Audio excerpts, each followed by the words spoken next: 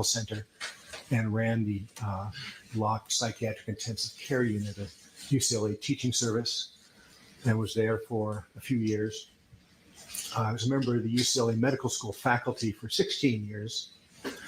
After I left the VA, because my forensic consultation practice started to get busy, I always continued to see patients at least one day a week unrelated to any legal matter. Most recently, it was 22 years at a nonprofit community mental health clinic in Van Nuys, providing psychiatric evaluation treatment of homeless and low-income individuals. My forensic psychiatry practice, the first half of my career was primarily criminal cases, approximately 200 murders, mass murders, serial criminals, and other types of major crimes. The second half has been primarily civil litigation matters of brain injuries, catastrophic physical injuries with PTSD claims, and employment-related matters. I've consulted over the years to the United States Attorney in Washington, D.C. on organized crime in the Eastern District of New York, the Medical Board, the Attorney General, and also for 8 years I was a consultant to the show Law and Order Special Victims Unit. Thank you. Your Honor, I would like to show Exhibit 220 to the witness. Dr. Rosebrook, it's Exhibit 220 in the blue binder. Okay, thank you.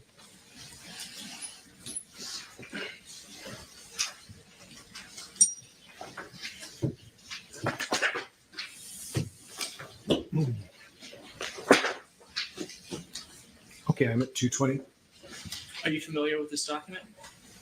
Yes, this looks like the first page of my resume or curriculum vitae. And can you please flip through it and let me know if that's a true, correct copy of your CV? Yes, this is the most current version, last updated February 2023. Thank you. Your Honor, defendant moves to admit Exhibit 220 minutes. I object to that at this point. Excellent. Hold on.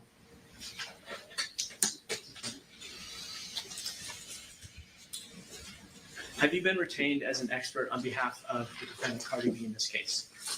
That's my understanding. And what is it that you were asked to do? I was asked to conduct a psychiatric evaluation of Ms. Ellis's emotional injury claims related to the incident on February 24th, 2018. Have you served as a retained expert in previous cases? Yes, both criminal and civil matters, probably over my career, maybe 1,500 times.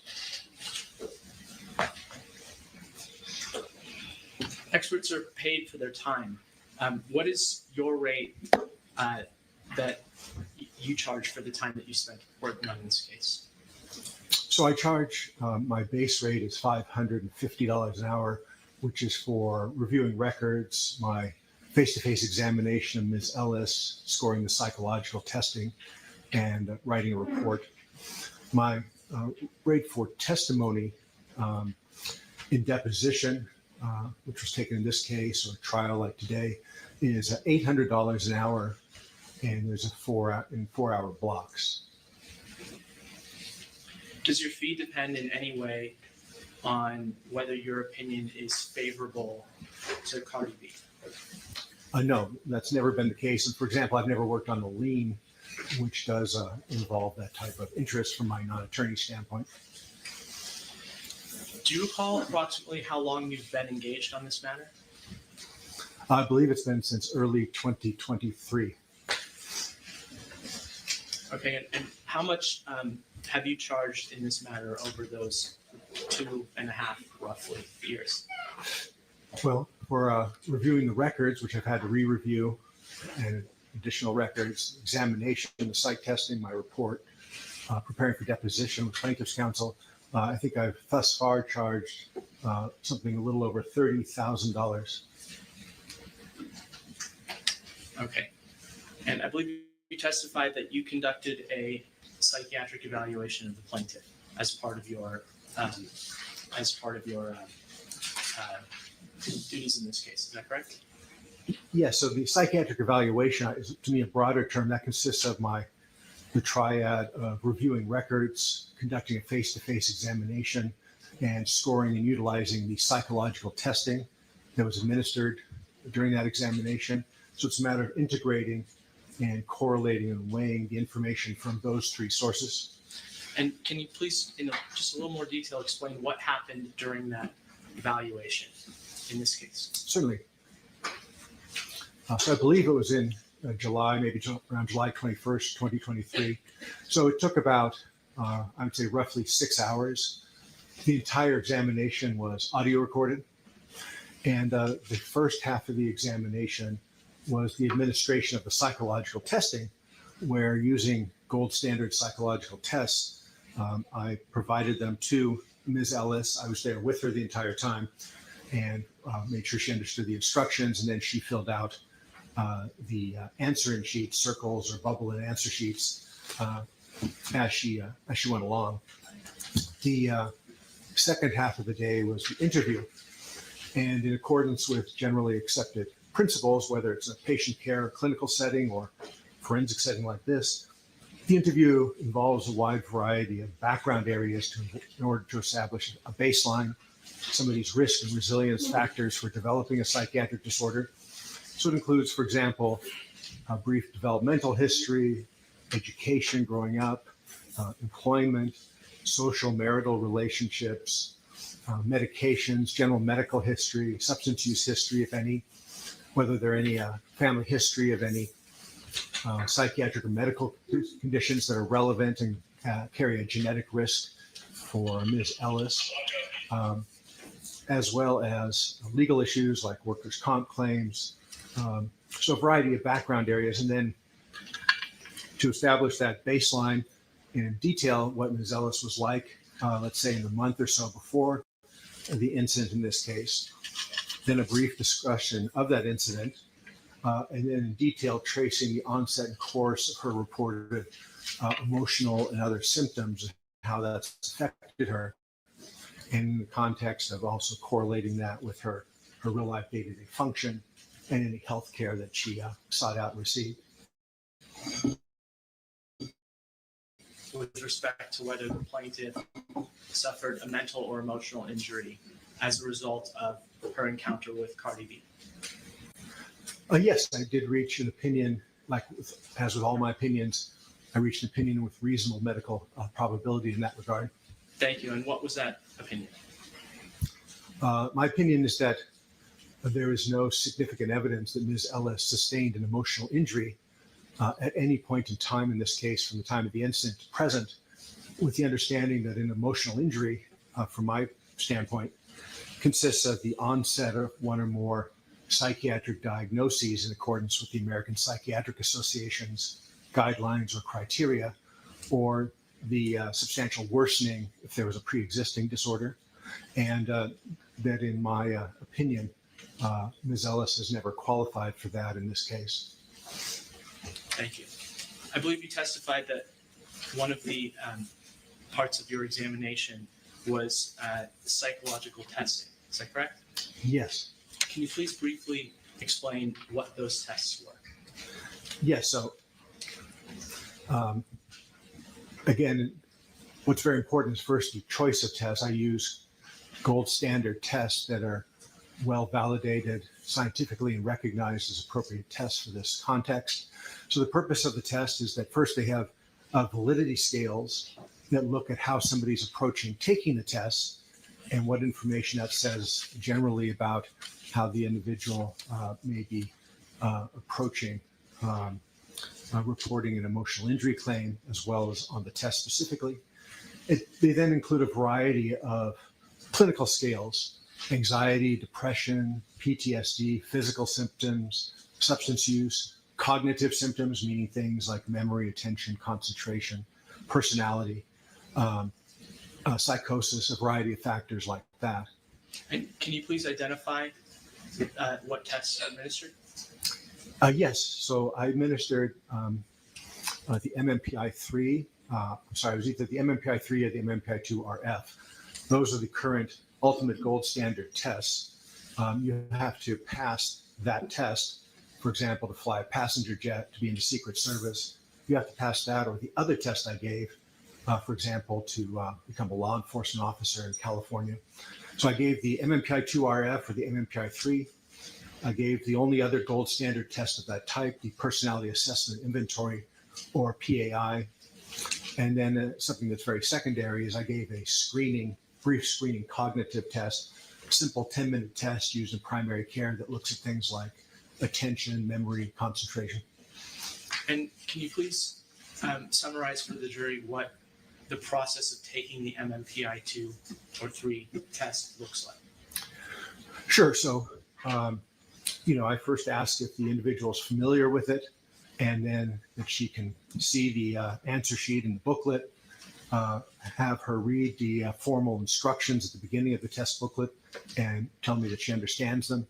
And then it's a matter of answering about 335 questions where you bubble in on a separate answer sheet, true or false, for those questions. And then I take the results of that and I use the test publisher's official scoring software, which I have on a laptop computer, input those answers, and then generate a statistical report based upon her answers that provides a variety of scales and scores, and then narrative text, meaning it provides a text description of what individuals like these scores tend to look like, although it doesn't talk specifically about Ms. Ellis. And you would never want to make an opinion about somebody based on just the test. Again, it's a matter of correlating them with your overall evaluation, with the interview and the record review. Thank you. Your Honor, I'd like to show Trial Exhibit 229 to the witness.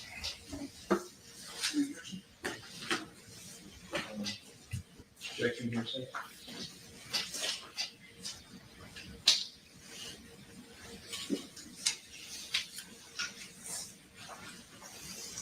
You don't want to publish it at the point?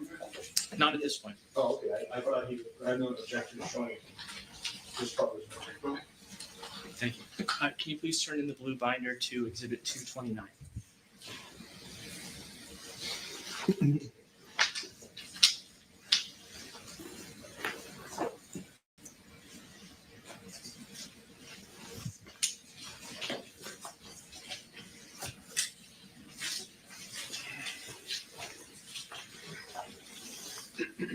Okay, I'm at 229. Thank you. Thank you. Are you familiar with this document? Yes. So this is the report of the MMPI-2 psychological test that I administered to Ms. Ellis on July 21st, 2023, and which I provided along with other documents to opposing counsel before my deposition. And does this document refresh your recollection as to which version of the MMPI-2 test you conducted in Ms. Ellis' case? Yes, I gave the MMPI-2. That and the MMPI-3 are the most recent and, again, the gold standard tests worldwide in this kind of a context. Thank you. And that report that you have in front of you, did you create that document yourself? Well, I created it in the sense that I inputted her answers into the test publisher software on my laptop. I then double-checked the answer through a process that's provided by the software. And then I had the software generate this report, again, using statistical algorithm that is intrinsic to the software. I don't personally score any of the scales. I don't personally write out any of the text interpretation that's in it. My job is then, how do I use that information once it's available in an overall assessment?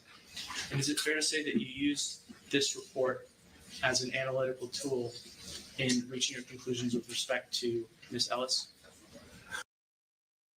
Yes, again, considering all of the information available to me from the records, the exam, the testing, I utilized inductive medical reasoning, a best fit logical reasoning, the same reasoning I would use if I was in an emergency room, if I was a surgeon or I was a radiologist. Do you use this software and the reports that are generated from it regularly in your psychological evaluations? Yes, I've used these tests several hundreds of times.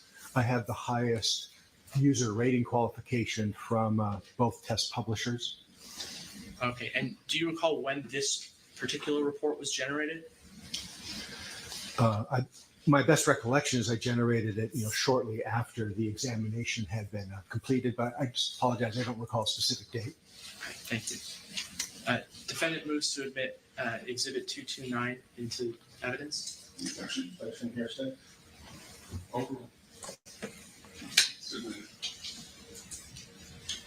Your Honor, may I publish page 2 of Exhibit 229? All right.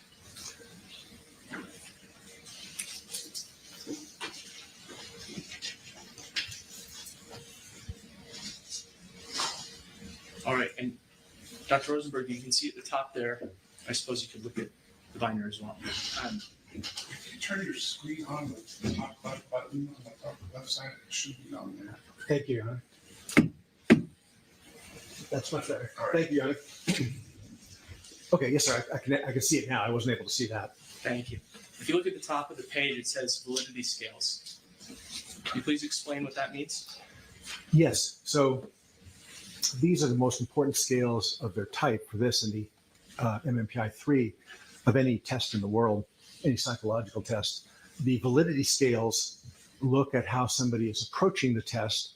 The first two scales, VRIN and TRIN, variable and true response indicator, look at whether somebody understood the test questions and responded to them in a consistent fashion.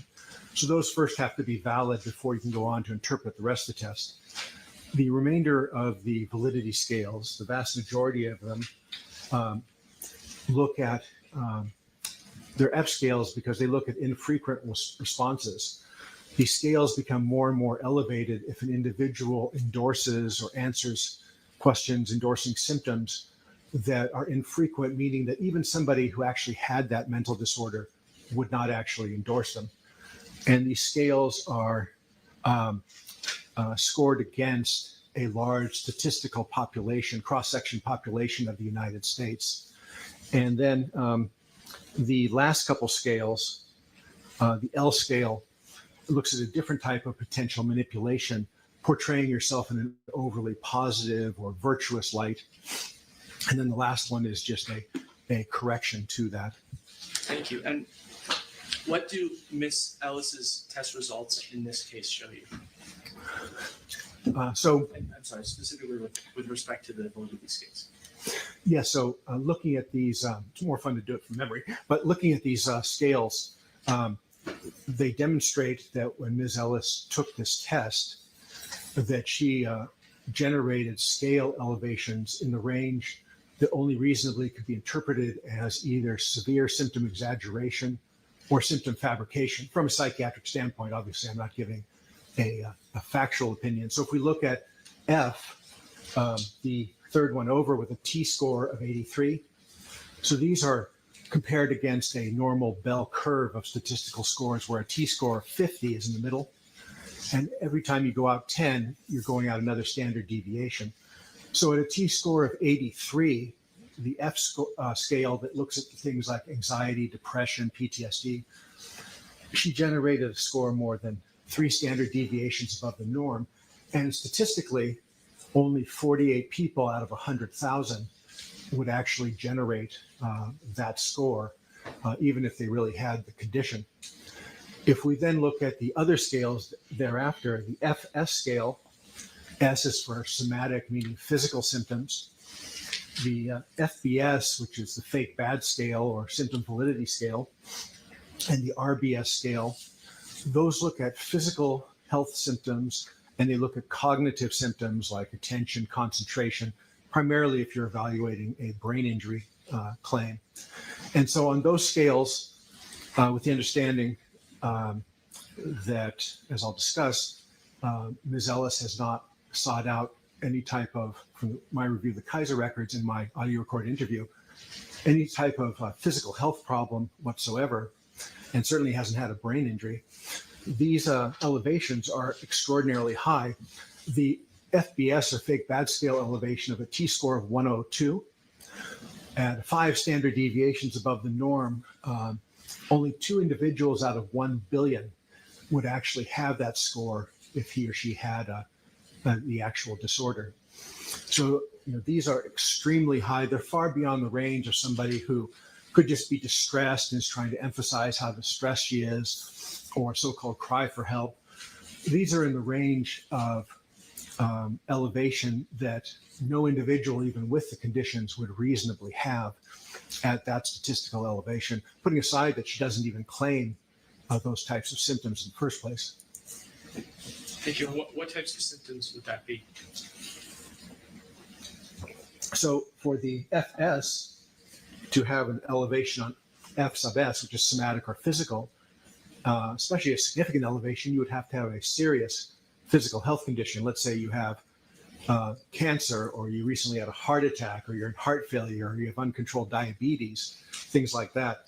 FBS is particularly sensitive to symptom fabrication or exaggeration in individuals who've had traumatic brain injuries. But again, even if you had a severe disabling traumatic brain injury and you were in a rehabilitation facility, your elevation would be maybe a T-score of 70, 75. Again, at 102, where it's 2 people in a billion, no individual who even had a brain injury would reasonably endorse that score.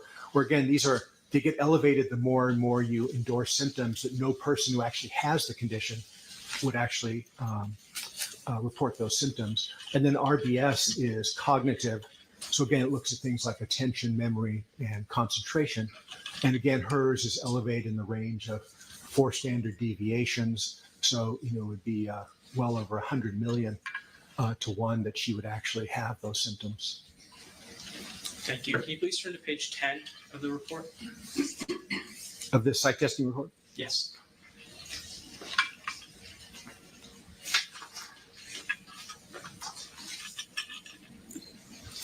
Towards the bottom, you see is written diagnostic considerations.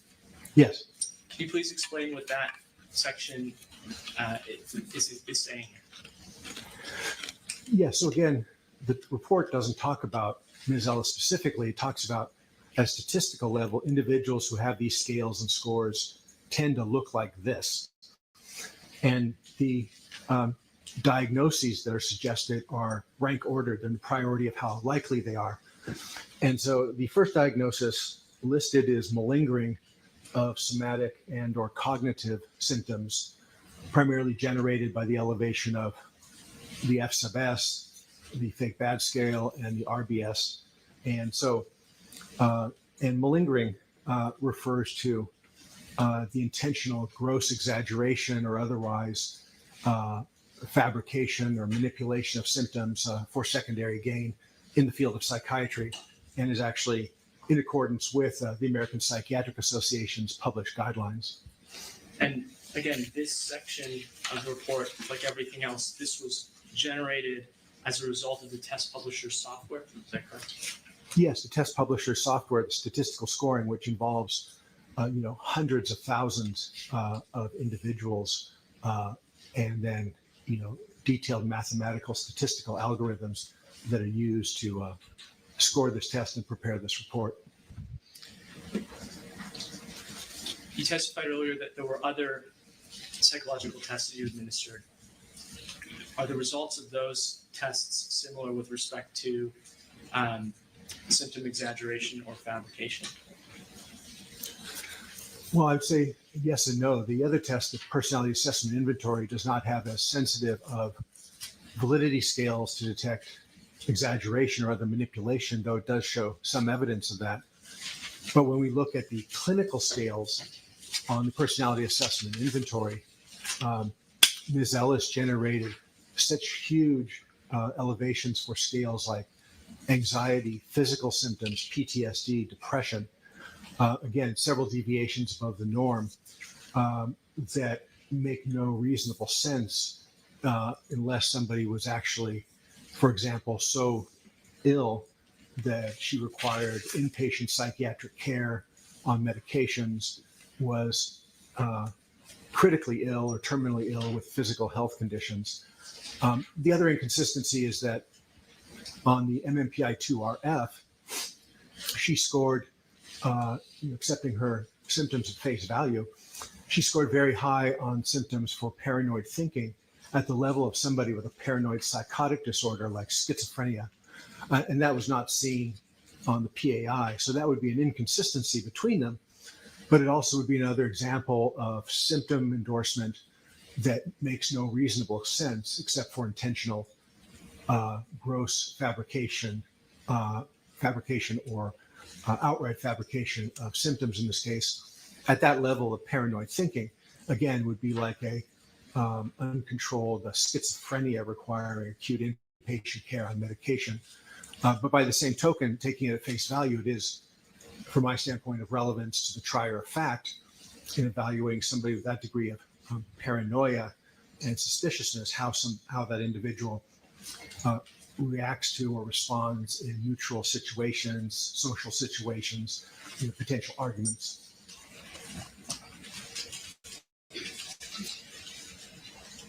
You mentioned a high paranoid thinking score. I believe that's correct. I'm sorry, so what did you say? Did you mention a high paranoid thinking score? Is that how you phrased it? Yes, on the 3 key scales of the MMPI-2 for paranoid thinking, again, typically seen in something like schizophrenia, she had significant elevations on those scales, all 3, again, in the range, which we see here in the text report, how the report interprets it, at the level of somebody who's a paranoid psychotic with delusions, not just somebody who feels, a little stressed or like somebody's looking over her shoulder. And as a professional and a psychiatrist, how would you interpret that score in this case? So again, I think there are only 2 reasonable ways to interpret it. One would be that it's another common manifestation in how somebody in an emotional injury case produces either gross exaggeration or outright fabrication of symptoms in an attempt to look injured. The alternative is that part of somebody's baseline where in day-to-day interactions, she interprets normal or neutral interactions as a personal attack.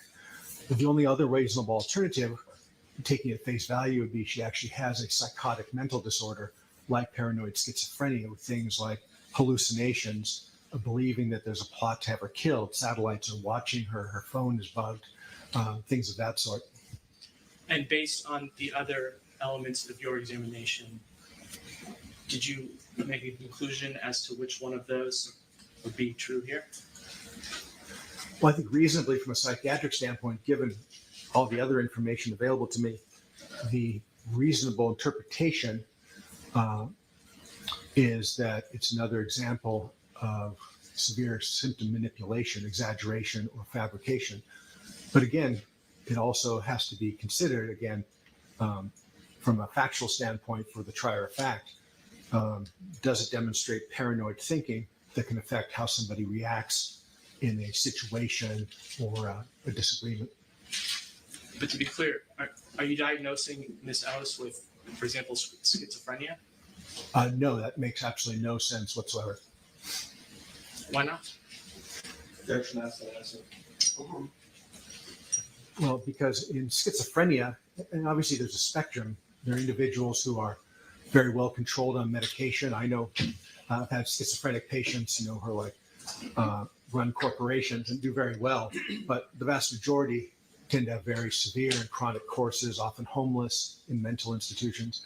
And so, but with these levels of scores, if you actually had schizophrenia, you would function at a very low level. You wouldn't be able to maintain reasonable family relationships. You wouldn't be able to hold a job.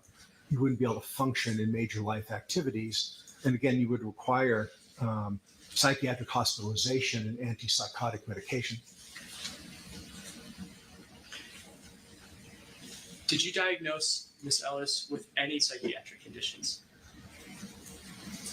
No, again, since I equate for a case like this, emotional injury with have you developed one or more psychiatric disorders as a result of your allegations of the incident with Cardi B. I have no diagnosis for her because she has sustained no emotional injury. Okay, and apart from the test results, are there any other factors on which you base your conclusion that plaintiff hasn't suffered any mental or emotional injury? Yes. What are those? So the first factor is that, again, I accept Ms. Ellis's report or allegations of what happened that day in that incident, reasonably from a psychiatric standpoint, that would be a stressful or upsetting situation. You might be mad or angry for a day. You might lose some sleep over it. It might be in the back of your mind for a few days. But reasonably, people don't develop psychiatric disorders like an anxiety disorder, depression, from an argument or an unpleasant interaction like that on a single basis. That just makes no reasonable sense. And as we'll discuss, makes even less sense in Ms. Ellis's case because it turns out, although she didn't share them with me when I asked, she's had multiple other traumas in her life. And according to her, those didn't cause emotional problems. So she obviously must have great resilience, and it would make no sense that this much more minor thing somehow would, and most people wouldn't. The other reason is that, well, I have a few reasons, but I promise I'll stop talking soon. Another reason it's important to understand that this doesn't constitute a trauma. Again, accepting Ms. Ellis's report of what happened at face value, it doesn't constitute a trauma. It would be a stressor to some degree on an interpersonal basis, but under the American Psychiatric Association standards for what constitutes a trauma, for example, to be able to develop PTSD, this does not meet that. It has to be something like life-threatening accident, illness, witness to violence. So, for example, physical or sexual abuse growing up, kidnapping, sexual assault, military combat. These things are traumas, and they can lead to PTSD.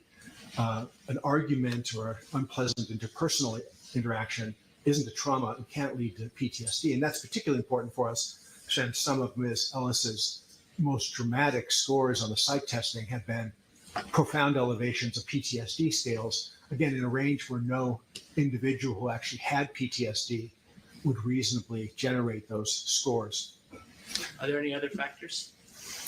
Yes. So another important factor is, again, in accordance with the published, generally accepted guidelines of the American Psychiatric Association in our diagnostic manual, whenever there is a psychiatrist or psychologist is doing an evaluation in a legal context where financial gain or some other type of secondary gain is at stake, you always have to consider and rule out the risk of intentional manipulation for financial gain. And in that context, in this case, Ms. Ellis has demonstrated a significant pattern of inconsistencies and other symptom validity issues. For example, in my audio recorded examination, again, there's an audio recorded record, she told me, with the exception of a couple sessions of family therapy when she was 12 because her sister had been sexually assaulted by a neighbor, she could not recall a single trauma in her entire life growing up. Couldn't remember a single one in response to my detailed question. Whereas, for example, in her deposition, she reported that she was a victim growing up of domestic violence in the home, gang violence, other violence. Schoolmates were shot and killed. She was physically mugged in high school. Her car was broken into several times. None of those were reported to me. So those represent an important mismatch in a legal case where an individual potentially tries to make everything about the incident that can be compensable in a lawsuit. Another example along the same lines is in my audio recorded exam, she told me that all of her emotional problems from the day of the incident, in this case, February 2018 to present, have been entirely due to what happened with Cardi B and absolutely nothing else. And she couldn't identify any other stressors in recent years that could be relevant. Whereas, again, in her deposition testimony, the same year, January 2018, her mother was diagnosed with thyroid cancer. Later in the year, her mother had radiation therapy for cancer. Objection right to privacy of the mother. If you want to describe the issues more generically. My apologies, Your Honor. Sure. And the same year, one of her friends committed suicide. And then, again, none of those things were shared with me. So that would be another example. I do have a couple more. Setting aside that mismatch that you're discussing, are there any other general topics, general factors on which you base your conclusion? Yes. So another factor that I have to consider as a psychiatrist and medical doctor is there a mismatch across sources of information, considering the records I've reviewed, the psych testing I did, the interview.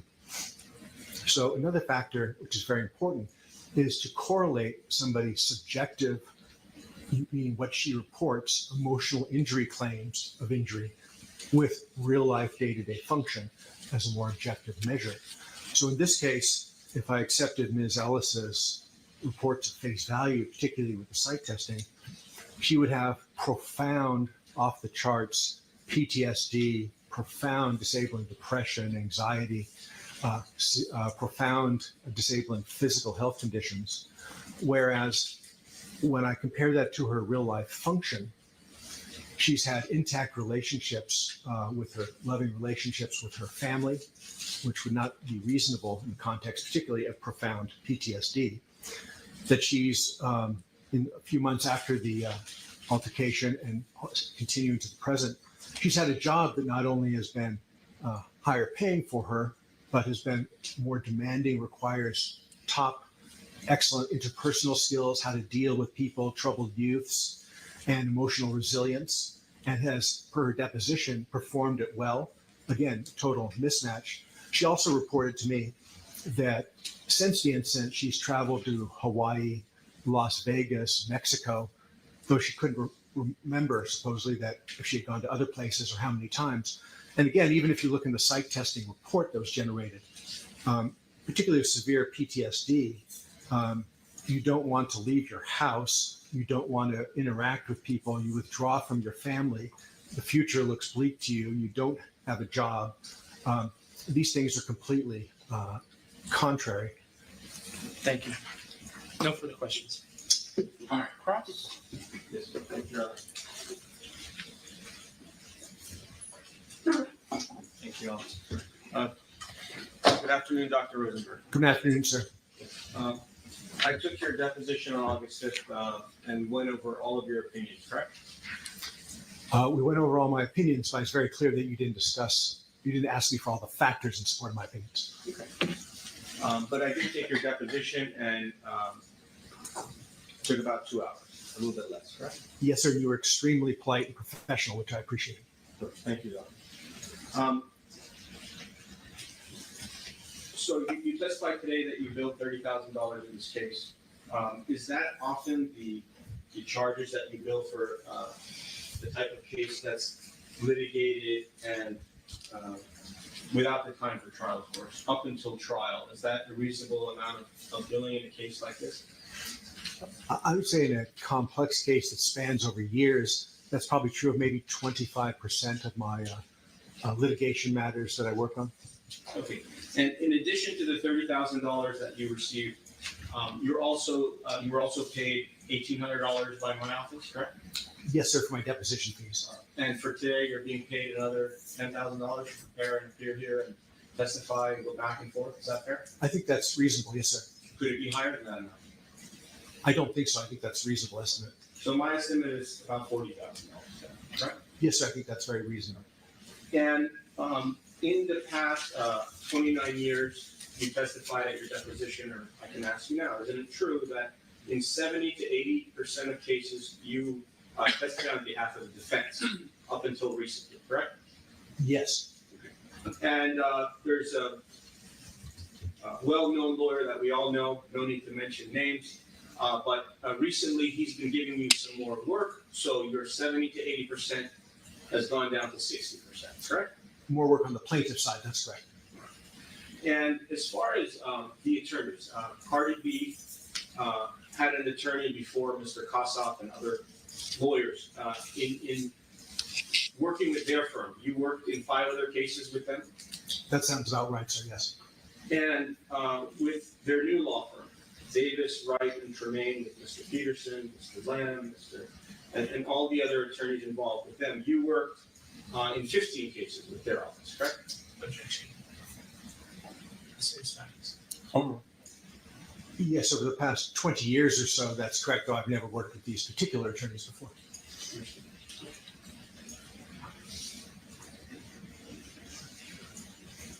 And would you agree that in 90% of cases that you were hired in, you basically remain the expert on the case and you don't withdraw, correct? About 90%. I apologize, I don't recall a case in which I have withdrawn.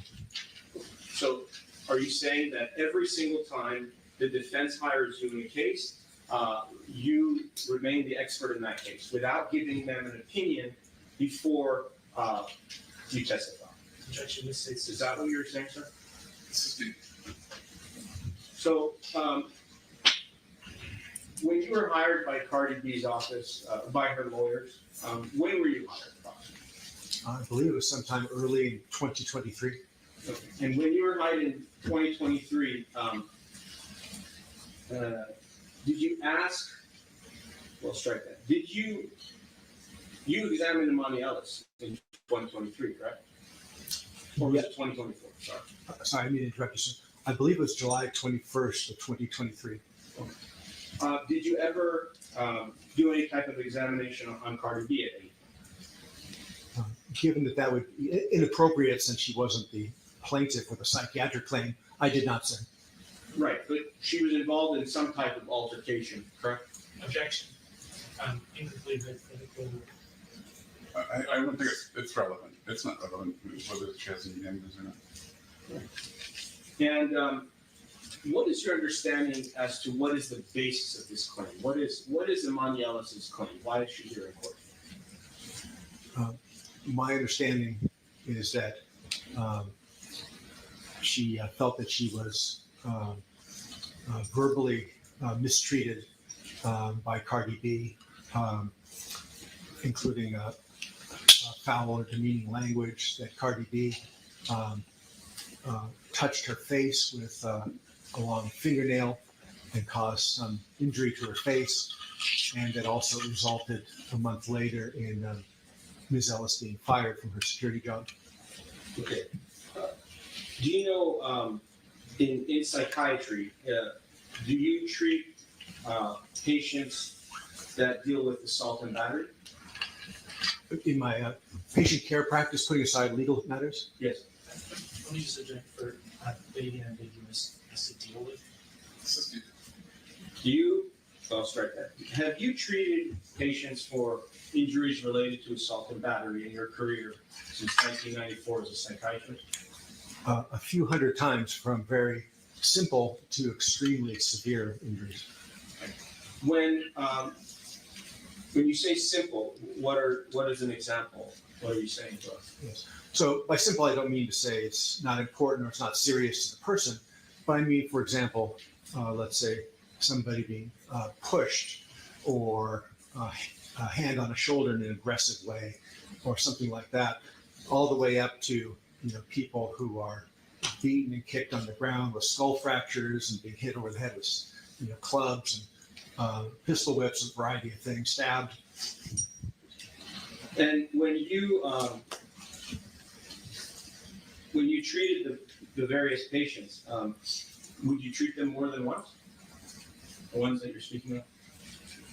Typically, and again, it depends on the setting. As a medical doctor, I used to spend a lot of time in emergency rooms, so there it might be once. But over the course of my career, overwhelmingly, particularly 22 years in a nonprofit clinic in Van Nuys, I would treat them on a repeated basis. Some of them I would treat for many years, although those tended to be individuals with major mental disorders like bipolar or schizophrenia.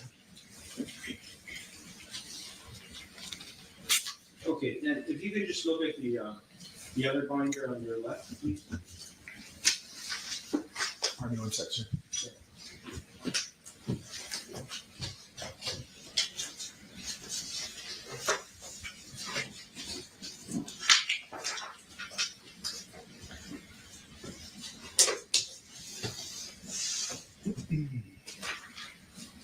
Yes, sir. Where should I look? Yes, if we can look at exhibit 1-003.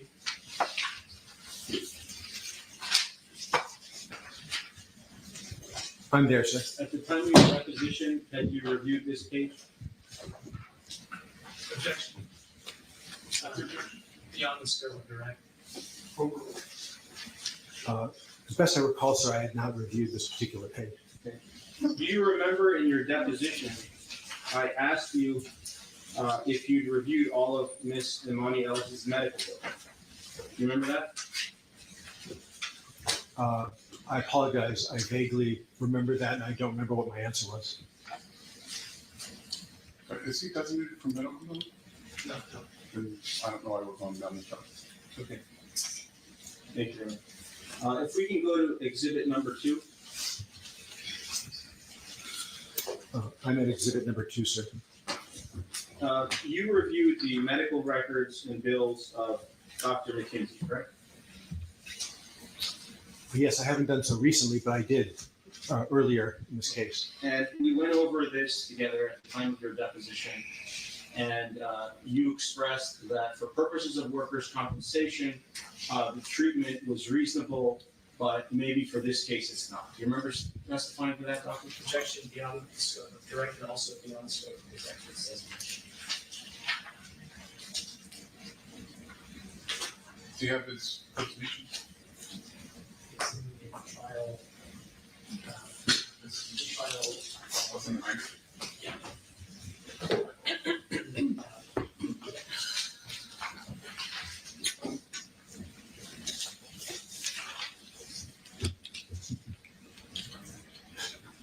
Staff 8.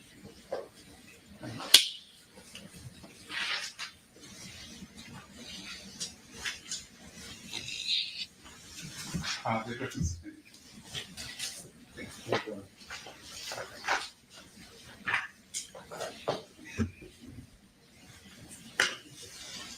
As far as any type of physical injury, isn't it true that you are not giving any type of expert opinion about physical injury, correct?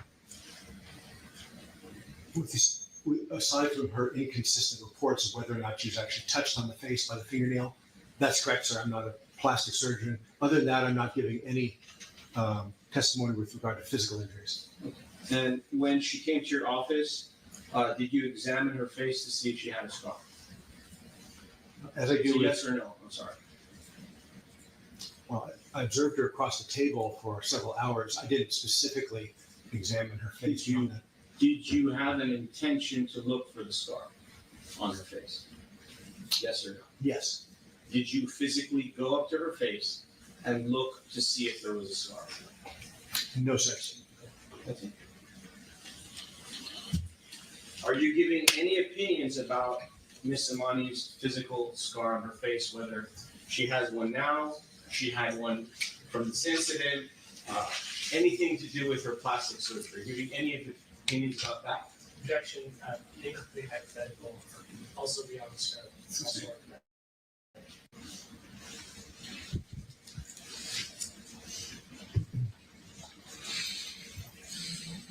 Okay, and in formulating your opinions, did you review Miss Emani Ellis's medical records? Yes, sir. And those were extremely important to me, actually. Okay. And you reviewed the medical records from Nicole McKinsey, is that correct? Is that her? Do you remember that? I haven't recently, but I have in the past. Yes, sir. You can look at it. Did you review Exhibit 2?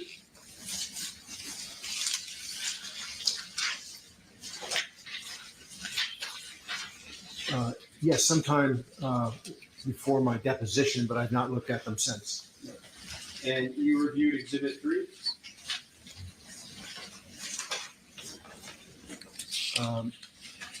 Yes, sometime before my deposition, but not since. Okay, and you reviewed Exhibit 4? And Exhibit 5? Let me take a look here. Pardon me a second. objection, compound.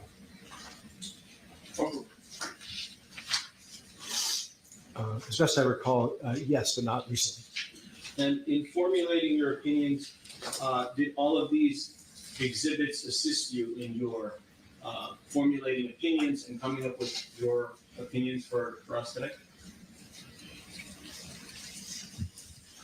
The Kaiser records were extremely important because she had several visits and didn't report a single emotional problem, didn't ask for any care related to this case. Objection, non-responsive. So it's a yes or no question.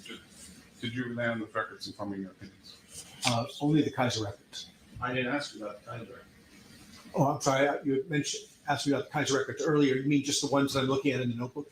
I never said the word Kaiser. I'm sorry. I apologize. Oh, I'm sorry, I guess when you said medical records, that's what I was interpreting. Yeah, I'm talking about the medical records from Dr. McKinsey, the psychologist, the medical records from Dr. Avila, a psychologist, the medical records from Dr. Mulliken, a plastic surgeon, and the medical records from Dr. Norman, pain management doctor. Did you review these records? You testified a moment ago, yes. And the question is, did you use these 4 medical records in formulating any of your opinions that you testified to today here in court? No, sir. Okay, so when you said there was inconsistencies, didn't you mean that, well, strike that. When you said there's inconsistencies, you found those in the medical records that I just asked you about? Isn't that true? Maybe I had previously. I don't recall if that's in my deposition testimony, but I did not consider those in formulating my opinions for today. It was the Kaiser records. Okay, the Kaiser records that you're speaking of, isn't it true that the Kaiser records, any medical treatment that Emani Ellis received at Kaiser, it has nothing to do with this case. It has nothing to do with assault and battery. It's something totally unrelated, correct? Objections, speculation, hearsay. Super problem solved. Sustained. Why did Emani Ellis go to Kaiser Hospital? Objection, speculation. Sustained. Do you know why, from reading the medical records and bills, do you know why Miss Emani Ellis went to the Kaiser Permanente Hospital? Six objections. Over. Um, You know the answer? Yes, Your Honor. The answer is yes. Okay. Why did she go to Kaiser Permanente Hospital? Same objection. Over. Well, April 2022 was for an annual history and physical, comprehensive. November 2022, comprehensive history and physical. April 2023 with the PA was for reported hand pain. Everything that you just told us right now about Kaiser Permanente Hospital, as a medical doctor, and in reviewing all these records that you testified you read, wouldn't you agree that those medical treatments have nothing to do with this incident? Agreed? Yes or no? Objection, very ambiguous. Over. I disagree. They're extremely important. I didn't ask you if they're important. I agree they're important. Going to a hospital is important. My question is, if the medical treatment that was received at Kaiser Permanente Hospital, if it has any relation to medical treatment received by Emani Ellis related to this incident that occurred on February 24th, 2018. Was it? For my purposes, yes. Okay. So are you telling us that Miss Emani Ellis went to the hospital in 2022 and 2023 because of injuries related to this incident? Is that what you're testifying to, Doctor? No.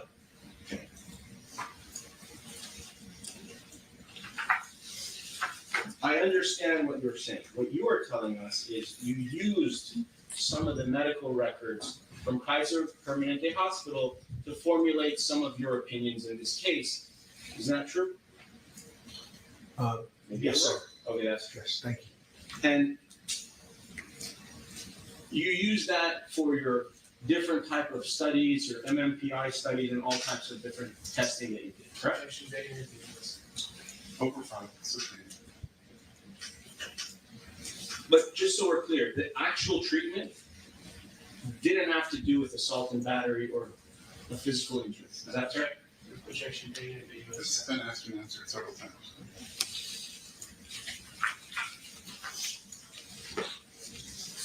All right, and then I want some clarity on the other 4 documents. The psychological. Well, let me ask you this: as a psychiatrist, do you believe that psychological care with no medication is a respected medicine? As a general principle, yes. Have you referred your own patients to receive psychological care? Oh, innumerable times, yes. And whether it's a PsyD or PhD or some other type of psychologist that's licensed, you agree that patients can receive medical care from those types of professionals and actually benefit from that type of care. You agree? Well, it's not medical care, but I do agree that they can receive very helpful, effective mental health care. So are you saying mental health care is not medical care? Objection to stasis. In general, unless it's a psychiatrist, mental health care is much broader and refers to non-medical healthcare providers, psychologists, LMFTs, social workers. Do you believe that patients benefit from mental health treatment with no medication?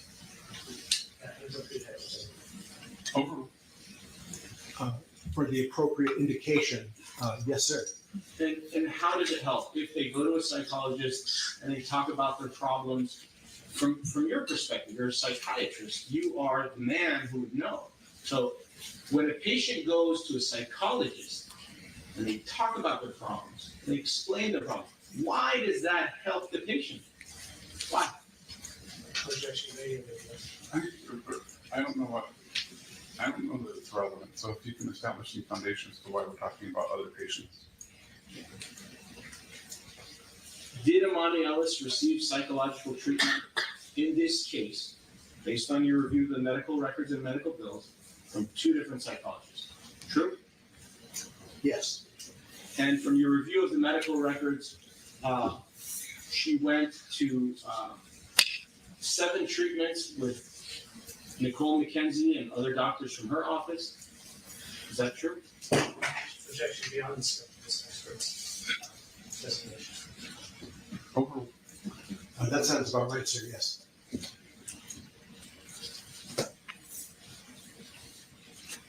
And she went to Dr. Avila, another psychologist. She went to his office and got treatment from other providers that were under him for a total of 12 treatments, correct? Objection beyond the scope of this expert's Overruled. That sounds about right, yes, sir. And those 2 psychologists, setting aside this case, is there any reason why you as a professional would not refer a patient to these 2 psychologists? Objection. I withdraw the question. If we were to talk about, do you remember at the time of your deposition, you said to me that you testified under oath that you worked alongside Dr. Mulliken in cases before? True? About 10 times? Objection to stasis. Overruled. Well, you say alongside. I've been on the same side and on the opposite side in several legal cases, not like next to him in surgery. I understand. But you worked alongside him, meaning you've worked on the same cases in about 10 different times, correct? That was your testimony. Yes, I don't know if it's 10 on the same side or 10 in total on both sides, but happy to accept whatever you say. Right. And you're affiliated with UCLA? Not anymore. I was a professor for 16 years, but not anymore. Okay. And Dr. Mulliken is also affiliated with UCLA? Is that how you know him? I don't know if he's currently affiliated with UCLA or not, sir. He certainly has excellent qualifications. Right. You said that at your deposition. Your words were, he has very impressive credentials, correct? Yes.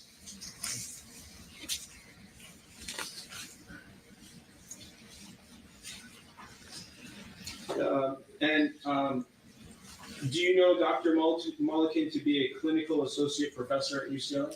Objection. Speculation. Beyond this expert's designation. At your deposition, you stated that you cannot say that the diagnosis was malingering. Do you remember testifying to that? Yes. And what does that mean? What does malingering mean? Well, yeah. Sure. I'm sorry. I didn't know if you meant that or what I meant by saying I couldn't diagnose it. Why don't we start with what does malingering mean? So malingering is an official diagnosis of the American Psychiatric Association. It's not a disorder, but it's a diagnosis, which refers to a pattern of intentional exaggeration, fabrication, or other manipulation in a legal context for secondary gain. For example, in a criminal case, it could be trying to appear psychotic to avoid criminal punishment. In litigation like this, typically for monetary gain. And you testified at the deposition that you cannot say that the diagnosis was malingering. Do you remember saying that? Ms. Ellis, absolutely, I did say that, sir. Do you remember meeting Miss Ellis? Do you remember the encounter? Yes. Do you remember telling Miss Ellis that you were sorry about what she went through? Did you tell her that? Yes, based upon her description, I told her I was sorry what she had been through, and it was a pleasure to meet her. And the testing that you did was in 2023, 5 years later? Yes, sir. Would it have been beneficial to have done your testing and interview and all the different things shortly after this incident? I think that would have been beneficial as well, but also doing it again later is also equally beneficial. Okay. And do you remember I asked you about discovery? If you had reviewed any discovery and you said you had not. Fair? Yes, sir. Okay. And you actually asked that the defense provide you with the discovery so you could review it and that you would then give us additional opinions. You remember testifying to that in your deposition? Objection, Mr. Testimony. I don't recall, but I know I said that if I received additional information of any type, I'd happily review it, consider it, and it could modify my opinions. Have you received those discovery responses? No, sir. Do you remember also testifying at your deposition that it would be beneficial to your opinions to see Emani Ellis a second time? Do you remember testifying to that? Yes. And that if you saw her a second time, that it could further modify your opinions in this case, correct? Objection, Mr. Testimony. Potentially, yes, sir. And between 2018 and 2023, before you saw Emani Ellis, between that 5-year time span, her psychological or psychiatric condition could have changed, correct? She could have got better. She could have recovered, right? True. I'm sorry, between 18 and 23? Yes. That's certainly a possibility. Okay. And when she saw Dr. McKenzie for 7 visits and other doctors that work in Dr. McKenzie's office, those 7 visits, you said that psychological care helps. Maybe it helped her. Objection, calls respect. Possible, correct? Sustained. Do you believe that Miss Emani Ellis benefited from the psychological care she received from Dr. McKenzie? Objection. Yes or no? Call for speculation. Sustained. And she also received, from your review of the medical records, 12 visits from Dr. Avila's office and staff, correct? You testified to that. So would you agree that 7 plus 12 is 19 visits of psychological care? True? Yes, I feel very confident in that. Yes. Okay. Appreciate that. When you refer your patients out for psychological treatment, do you usually give a limit on the course of care, or maybe 5 visits, 10 visits, 12 visits, or you just refer them out to psychological providers? I'm usually quite precise, but it also depends on the type of psychological care or psychotherapy. Some are time limited, but on purpose. Others could go on over the course of somebody's lifetime. All right, Council, why don't we focus on what is opinion part? Yes, Your Honor.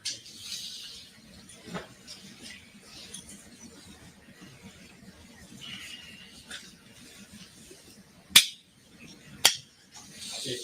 Also, we talked about the distinction in your deposition between factual opinion and psychiatric opinion. And you said that you cannot say what did or did not occur in the incident. Do you remember testifying to that? Yes. So basically what that means, just to break it down, is you don't know how this incident occurred. Is that fair? Outside of a psychiatric context, that's correct. Actually, it's none of my business to determine what happened. Okay, and isn't it true that you don't know if Miss Emani Ellis was assaulted and battered by Cardi? You just don't know, correct? Factually, that's correct, sir. And you also don't know if Emani Ellis was cut on her face by Cardi. You don't know that, correct? Objection beyond the scope of this evidence. Assisting.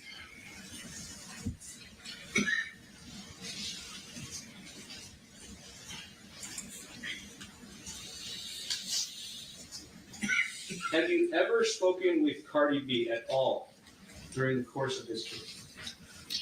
No, sir. I've never spoken to her or had any other type of communication with her. Would it have been beneficial for you to hear Cardi B's version of what happened in this case? Would that help you in your expert opinion? I'd certainly be happy to weigh that and give it consideration, but my focus was on emotional injuries of the plaintiff, Ms. Ellis, not on an evaluation of Cardi B. Understood, but would it have been beneficial to at least hear her version of what occurred in the case? Would that help you? Objections. I withdraw the question.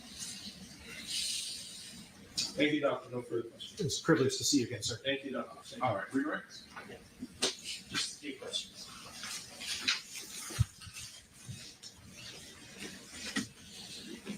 You testified earlier as to your understanding of the facts of this case. Could you please explain what sources that's based on? I'm sorry, I'm having trouble hearing you. I'm sir. sorry. You testified earlier as to your understanding of the facts of this case. Could you please explain what sources your understanding is based on? Yes, so it's based upon my review of Ms. Ellis's deposition, the available medical and mental health records I've reviewed.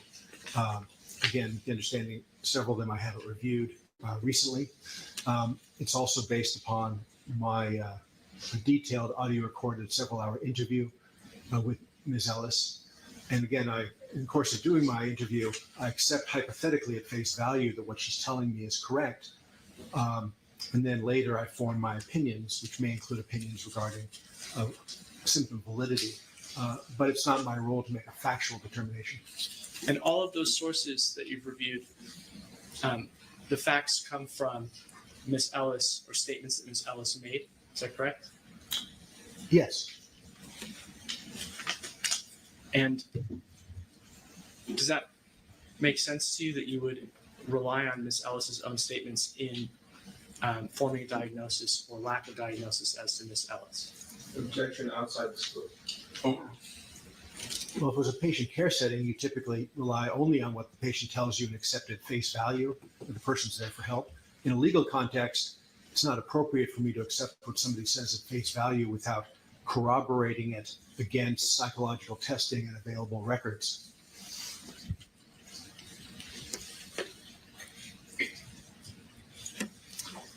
You testified that you did not formally diagnose Ms. Ellis with malingering.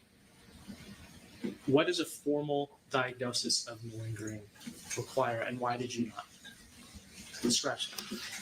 Why did you not diagnose Ms. Ellis with malingering? Because although Ms. Ellis meets the fundamental criteria from psychiatric standpoint of gross symptom exaggeration or outright fabrication and a pattern of inconsistencies across information, she's had so many traumas in her life, both growing up and other losses and traumas around 2018, that I can't rule out that she has some sort of emotional problems at a mild level, but they just wouldn't be related to this case.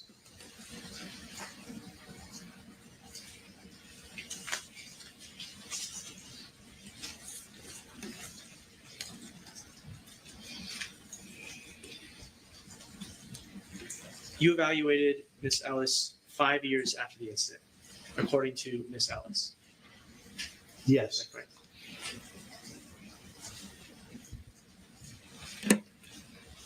In your professional opinion, what is the likelihood that Ms. Ellis would not present with any emotional or psychological injuries up to that date that would be related to the incident, but then after this date would suddenly develop emotional or psychological injuries related to that incident. Objection, vague and ambiguous, unintelligible. No. I'm sorry, I didn't hear. Overruled. It makes no reasonable sense, and there's no significant likelihood that that would be the case from a medical standpoint. Again, the incident itself, taken at face value, constitutes a situational stressor, a stressful interpersonal interaction. Certainly does not constitute a trauma, as I've discussed. And for somebody to not have a psychiatric disorder and emotional injury for 5 years thereafter, but have significant evidence of symptom manipulation, and also to have the resilience to, by her own accord, report not have psychiatric problems from all the real trauma she has had in her life at other times. It makes no sense that she would suddenly develop it at this point.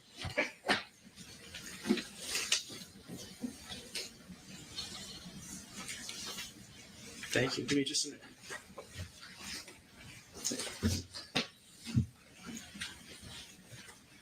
Nothing further. Thank you. All right, thank you. Recross? Yes, sir. Thank you.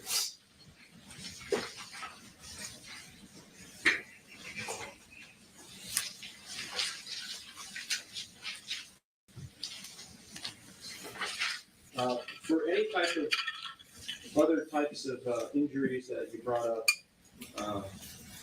someone was shot at school, a family member got sick, all these other things that you brought up, where did you obtain that information? It's actually very ambiguous. Overruled. And it's also outside the scope. I've thought it.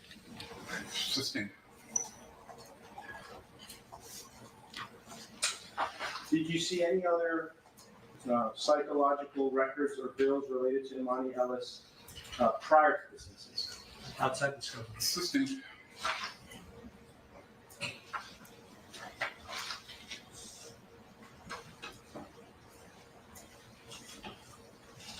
You generated a report, correct, on November 22nd of 24? Objection outside the scope. Sustained. That's basically one line of questioning relating to whether or not your client had an earlier onset of symptoms. I think you're limited to that. Yes, ma'am.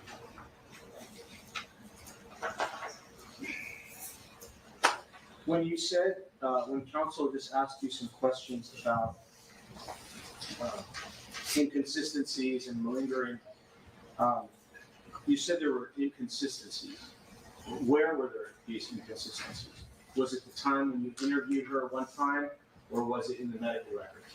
Objection outside the scope. Overruled.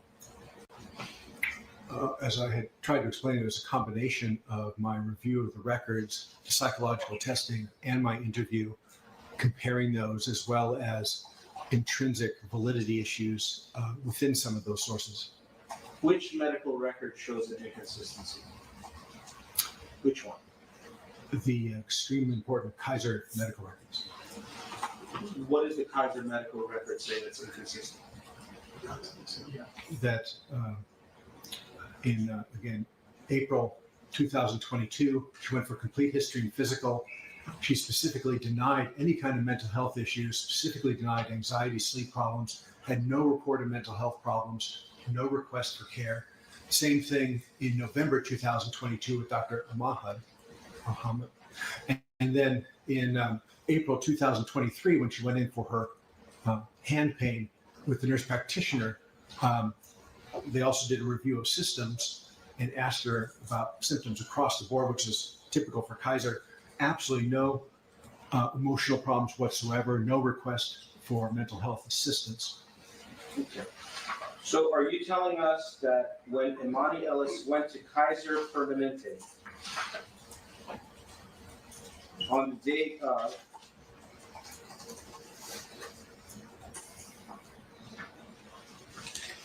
November 29, 22, respectfully, when she went there for vaginal discharge, she should have told that doctor that she had psychological issues. Is that what you're saying, doctor? Objection beyond. Yes or no? Overruled. It was a different entry. I'm not talking That's about not that what entry. I'm asking, doctor. again, should I repeat what I said, or can you just I don't answer think the he said question? he based his opinion on that record, Counsel. You reviewed this record, Kaiser Permanente, correct? You reviewed it, you just testified about it, 161 pages of records. And you said that these records show inconsistencies. And now my question is, are you telling me that my client went to Kaiser Permanente for vaginal discharge on November 29th of 22, and at that visit, she's supposed to tell the doctor that she has psychological problems? Is that your testimony, doctor? Objection, argumentative. Assisting. Are you telling us that every time someone sees a doctor, medical doctor for a cough, sees a dentist for their broken tooth, sees a podiatrist for the broken toe, they have to each time tell the doctor, I have an emotional injury, I have a psychological injury to that medical doctor? Is that what you mean? Objection, argumentative. Assisting. What do you mean by inconsistencies in the Kaiser records? Tell us in your own words. Well, I just mentioned this example, 3 key entries where she went. 2 of them were for history and physical, like general checkups, where everything was covered. Show me in the book. Show me in the book, blue book. Okay, why don't you let him finish the answer before you ask him the next question? Yes, sir. So, What are you doing, Doctor? no, Your Honor, thank you. So again, one was April 2022, Dr. King. The next was November 2022, Dr. Ahmed. The next was nurse practitioner Leon, April 2023, where these are records where, for Kaiser electronic medical records, they asked about other types of conditions, and there were no complaints at all from her that she had a mental health problem or was asking for any kind of care, despite these profound elevations on her psych testing. And in that first one with Dr. King, April 2022, she actually specifically denied problems with insomnia or anxiety, which covers a significant aspect of her symptoms. Doctor, my request is you show me these 161 pages where it says what you're saying, so that I can confirm so myself. It's in front of you in the blue book under Exhibit 212. You're more than welcome to look at it, show it, Objection, so that we know the truth. objection, Your Honor. I withdraw the question. Let's go to another issue, Doctor. So, if the plaintiff's emotional injury ended before she went to Kaiser, would you agree that there would be no inconsistency because the psychological injury ended prior to that medical visit? You agree with that? Objection, speculation outside of the scope of the rule. It makes no reasonable sense. It's not possible. Why is it not possible? Why can't she recover? She could have recovered before she went to the Kaiser. She could have recovered, couldn't she have? Which question would you like me to answer? Could Miss Emani Ellis have recovered in 2021 or 2022 before she went to Kaiser Hospital? Is that possible? Yes or no? Objection, incomplete hypothetical. Overruled. Taking her symptoms at face value, it's not possible and it's contradictory. So if in her mind, in her brain, she felt that she recovered after seeing these psychologists, why would she tell Kaiser that she has a psychological problem if she recovered? I'm sorry, Counsel. So she does an exam with him in 23? No, Your Honor. When did she see him? Yes, that is correct. Okay, and you're saying that she recovered prior to that, but then had the onset of symptoms when she's with him? My question is if the plaintiff recovered in 2022, she went to Kaiser Permanente Hospital, if she had recovered, would there be any reason to tell Kaiser she has an emotional injury? Yes or no? It makes no sense. I understand, but if it was Okay. true. All right, I think we're done here. Do you have anything else? In 2023, when Miss Emani Ellis saw you, did she tell you she was still experiencing emotional injuries from this incident? Yes, in both the interview and particularly the testing. And when she told you she was suffering from emotional injuries, did she believe that you're a psychiatrist? Did she know that? Objection, speculation. Assisting. Did you disclose to Emani Okay, Ellis? we're beyond the scope here. Why don't you focus on what was in the redirect? You said there were some inconsistencies in the Kaiser records. Isn't it true that when Emani Ellis went to Kaiser Permanente Hospital, she went there for reasons other than psychological reasons? Objection, asked and answered. Sustained. In fact, aside from, well, strike, I'll withdraw that question. The first doctor you said, Dr. King, that she saw, Dr. King, right? Wasn't the first doctor she saw, but it was first of my 3 examples. That was April 2022, sir. When she saw Dr. King, what did she see Dr. King for? Objection. I think we've fully exhausted the scope of the sign-up questioning. Do you have anything else? Aside from the inconsistencies that you reviewed, well, actually, let me ask you, the inconsistencies that you're telling us about in the record, in the Kaiser records, these are non-psychological records, correct? Not fair? I'll close with this. Objection. If you say yes to that, we're done. Objection. I just want the truth. Overruled. Yes, sir. No further questions. All right. Any questions from the jury? I don't see a hand. All right. Can this witness be excused? Yes, sir. All right. Thank you. All right, folks. That's going to bring us to our afternoon break. Why don't we get back together at 3:25? In the meantime, please do not discuss the case with anyone, including other jurors. Don't form any opinions. If you do any research, we'll see you at 3:25.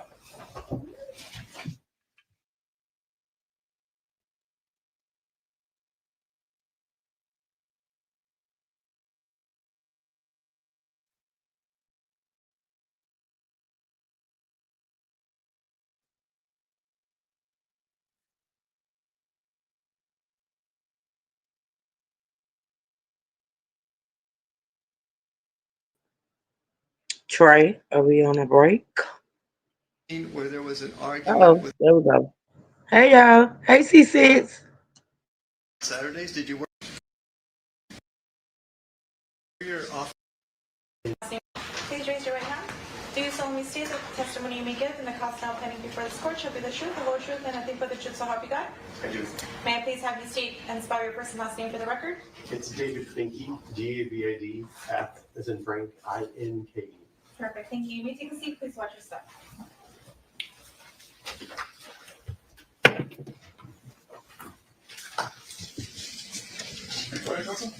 Thank you, Your Honor. Good afternoon, Doctor. Good afternoon. What do you do for a living? I'm an obstetrician and gynecologist And where are your offices located? in Beverly Hills at Wilshire and Lapeer. Is that a medical building?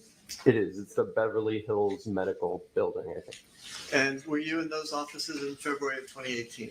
Yes. And what floor were you on? The 5th floor? What floor? 5. Oh, sorry. And were you ever affiliated with Cedars-Sinai in any way? I completed my OBGYN residency there in 2010 and then remain on staff. I'm not employed by Cedars, but I'm affiliated. I admit all of my patients to that hospital. Okay. On the 5th floor of this building in 2018, were there cameras in the hallways outside your office? No.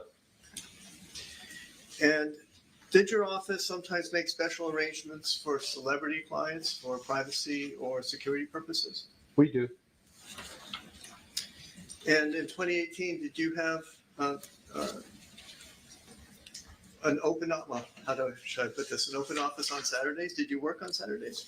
I worked Saturday office hours for about half a day for around 10 years.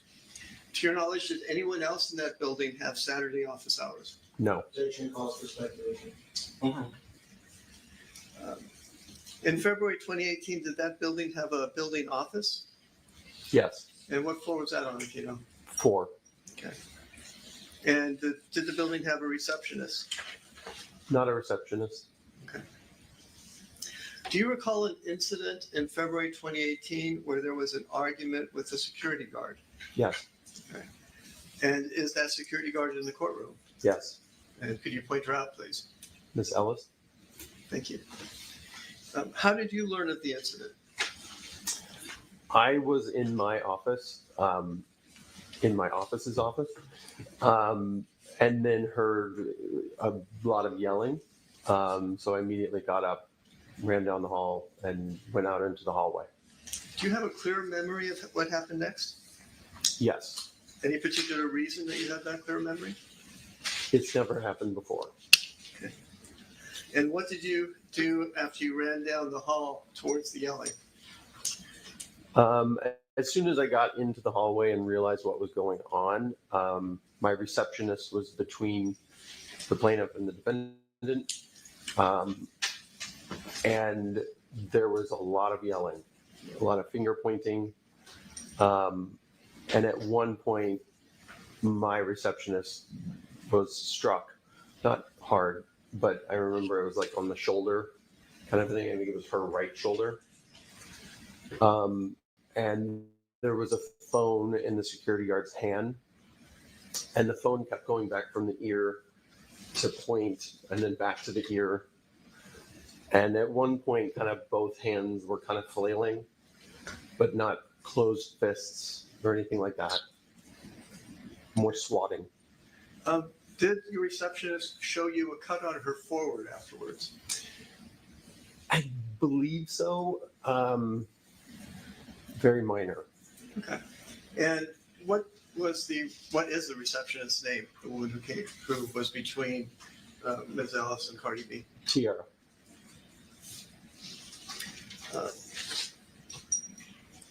So you see all that. You've gone out and I'm sorry. Where was this? Was this in your office or in the hallway? The main hallway of the 5th floor, just right outside the elevator. Okay. And you hear yelling. You open the door. You see what you've described. What happened next? Let me ask. What did you do next? I tried to de-escalate the situation, separate the two, and get our security guard back in the elevator and off the floor. Do you remember anything that you said in trying to de-escalate? I remember repeatedly, I was trying to match sort of with body, language, the intensity of it to get across the point that this was not okay. And this is your job. And who did you address that to? Ms. Ellis. Okay. And did she say anything in response? I don't remember. There was a lot of name calling going back and forth between the two and threats, that type of thing. But my primary objective was to get our security guard back in the elevator and off the floor. And how did you accomplish that? Repeating myself over and over and over. And I can't remember if I was holding the elevator door open or I've been trying to think about that. I have no idea. I remember pushing the button if it wasn't, but just to try to get the elevator there and get Ms. Ellis back on it. Did you come between your receptionist and Cardi B, between them on the one hand and Ms. Ellis? I think to the side. Okay.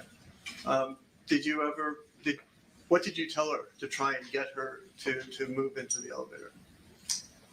To stop and to do your job. Did you say that repeatedly? Yes. Did you say it in a loud voice? Yes. And what was she doing when you were saying these things? Yelling and pointing. I think at that point, there was enough distance between the parties that there was no longer, any gestures that could be construed as violent. Okay. And at that point, had the Cardi B and the receptionist gone back into the office, into your office? Yes. As soon as Ms. Ellis stepped back on the elevator, Cardi and Tiara were headed back into my office. At any point, were you face to face with Ms. Ellis? Yes. And can you estimate how close you were? It was close proximity. Okay. Within a foot. Okay, within a foot of her face. Mm-hmm. And Yes. sorry. Did you see on her face any scratches? No. Did you see on her face any cuts? None. Did you see on her face any blood? No. Did you see any injury at all on her face that day? None. And did you see spit or spittle or any other fluid on her, anywhere on her? No.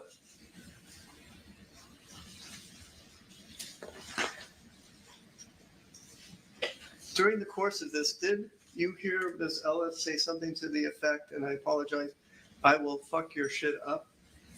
Yes. At any time, did you see Cardi B spit on Plaintiff? No. Did you see her spit on anyone? No. Did you see Cardi B take a swing at Plaintiff? No. Did you see Cardi B hit Plaintiff? No. Did you see Cardi B scratch or cut Plaintiff with her fingernails? No. Did you see Cardi B threaten to get Plaintiff fired? No. Did you hear Cardi B call Plaintiff the N-word? And by that I mean the whole N-I-G-G-E-R. No. Did you hear Cardi B call Plaintiff fat or poor? No. Did you ever see? Did you see Plaintiff?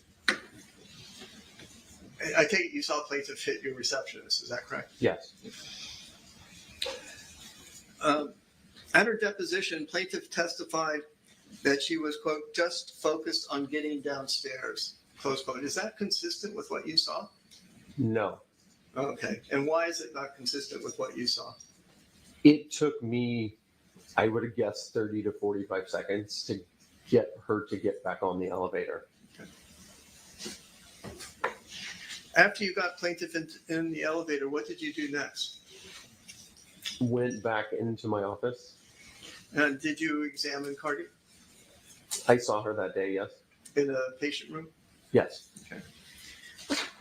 And did she have 3-inch nails on her fingers that day? No.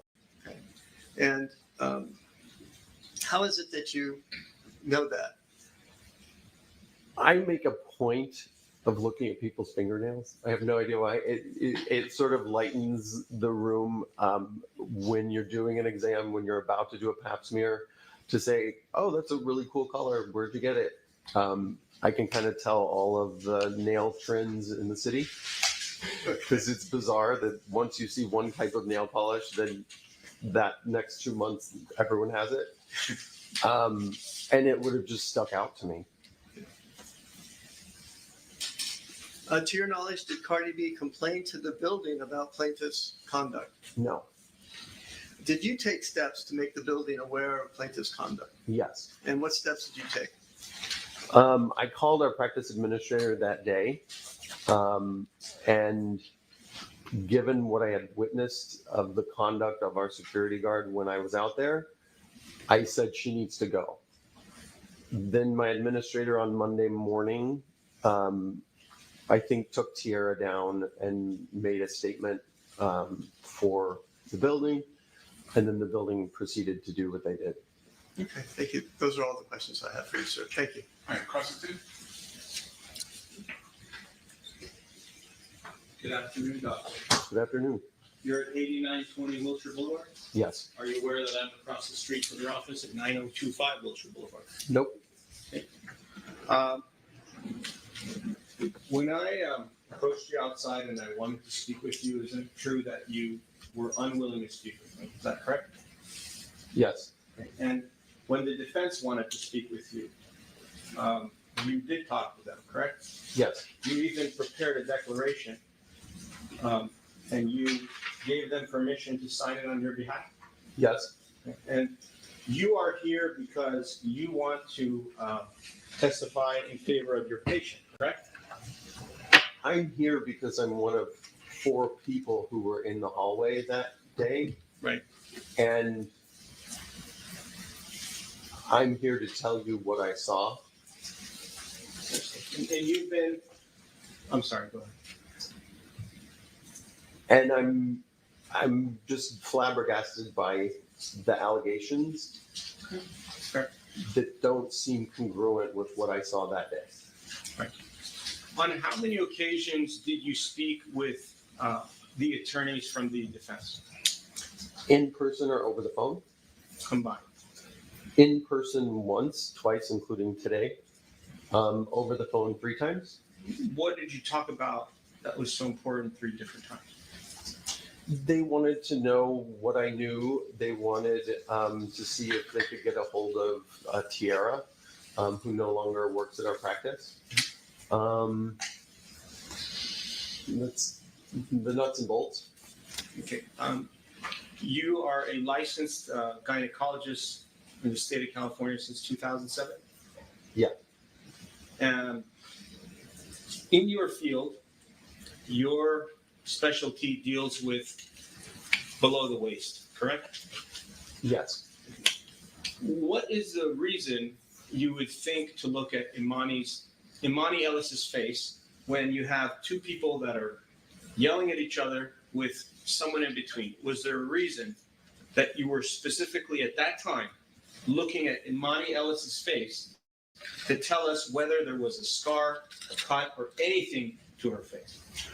When at that moment, she was closer to the elevator, there probably was about 3-4 feet between the 2. And I got between her and them, and the elevator was directly behind her. So I was making direct eye contact to try to be as assertive as I could. Okay. Isn't it true that you don't remember what you ate a week ago?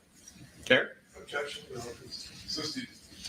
This incident happened 2,741 days ago, 7.5 years ago. You agree? Correct.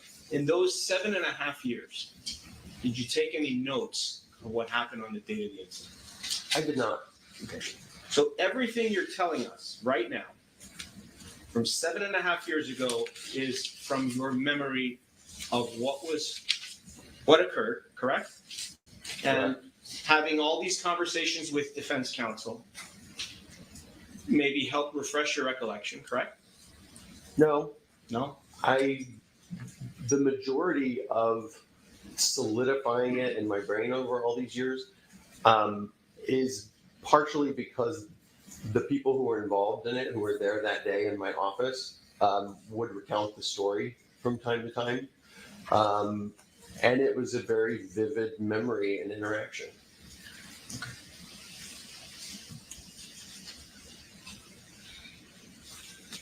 When you got there, Tiara Malcolm, your receptionist, was already outside, correct?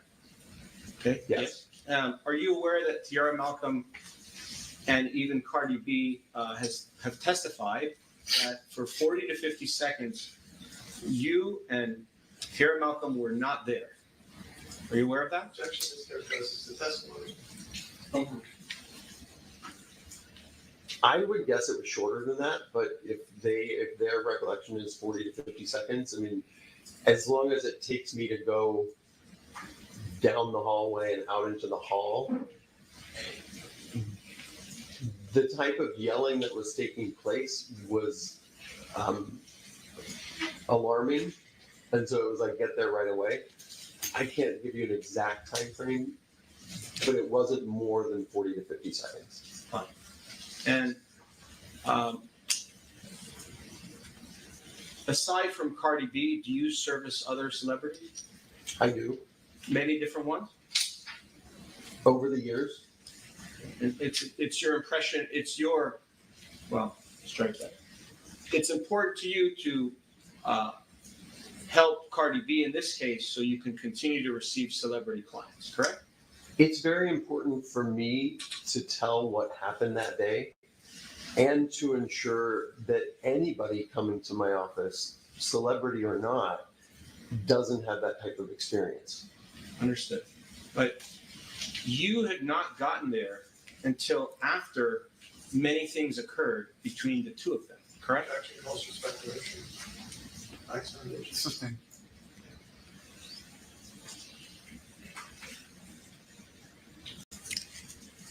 Earlier, you testified that you saw Emani Ellis hit your receptionist. Yes. You remember seeing that? Yes. How come your receptionist didn't say that? Objection. Assisting. Are you aware that your receptionist who was facing Emani Ellis did not say that? Objection. Are you aware of that at least? I'm not aware of that. Did your receptionist ever tell you that Emani Ellis hit her? Yes, in the recollection of everything back and forth, and then she had a thing on her forehead. Right. It was very apparent to me that no hits landed on anybody else except for her, Okay. my receptionist. And your receptionist specifically told you that Emani Ellis hit her, correct? I saw it. I understand. But did your I receptionist don't know tell that you? she remembered it. I mean, I don't. Everyone's adrenaline was kind of elevated, and once we kind of recounted, there's some background as well. We had an attorney visited our office a few times in the weeks after the incident, inquiring what happened and various things, leaving a business card. So we talked about it a lot, and I think we both concluded that the only one who was smacked was her.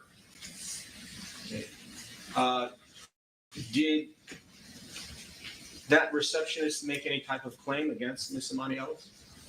No. Why not? Objection calls for speculation. In your declaration, you state that on one occasion, plaintiff's counsel left a business card. I'm the plaintiff's counsel. Did I leave a business card in your office? Do you know? I withdraw the question. Do you know if I left a business card in your office? Objection calls for speculation. Oh, You personally, I do not. It was a male, dark hair, darker beard, and a different receptionist got the business card, who wasn't working that particular Saturday. And I think at one point I came out on a different occasion when this person was came to the checkout desk, not the check-in desk, on a different date, and I said, you need to leave. okay. The declaration that you signed yesterday, have you read it? It was read to me. Okay.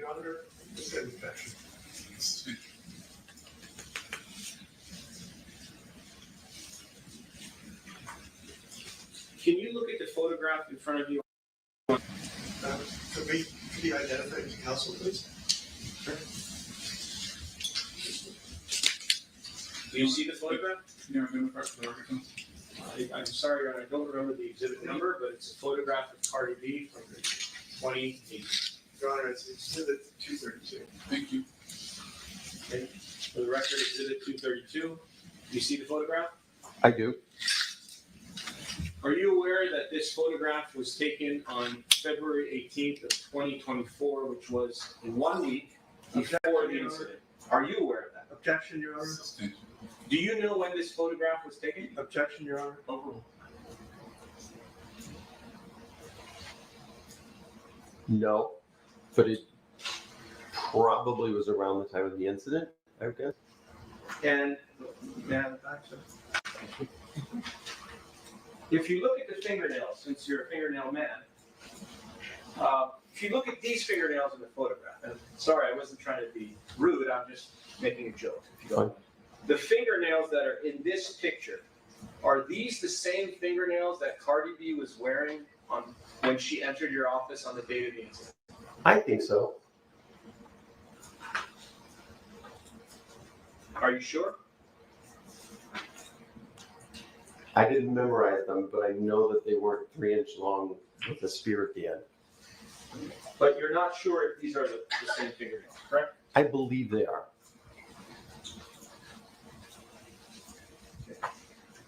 Was Cardi B's hair this way when she came to your office, the same way in this photograph here?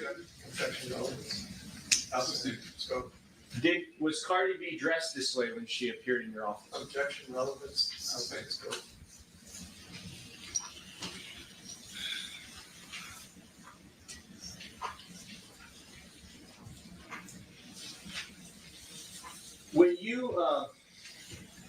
When you came out into the hallway, did you hear Cardi B yelling profanities at Miss Ellis? Yes.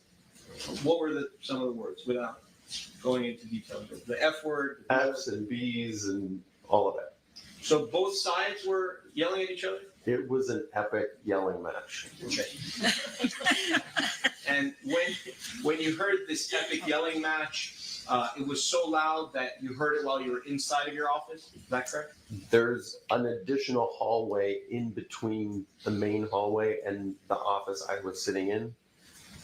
And all the way at the south side of the building.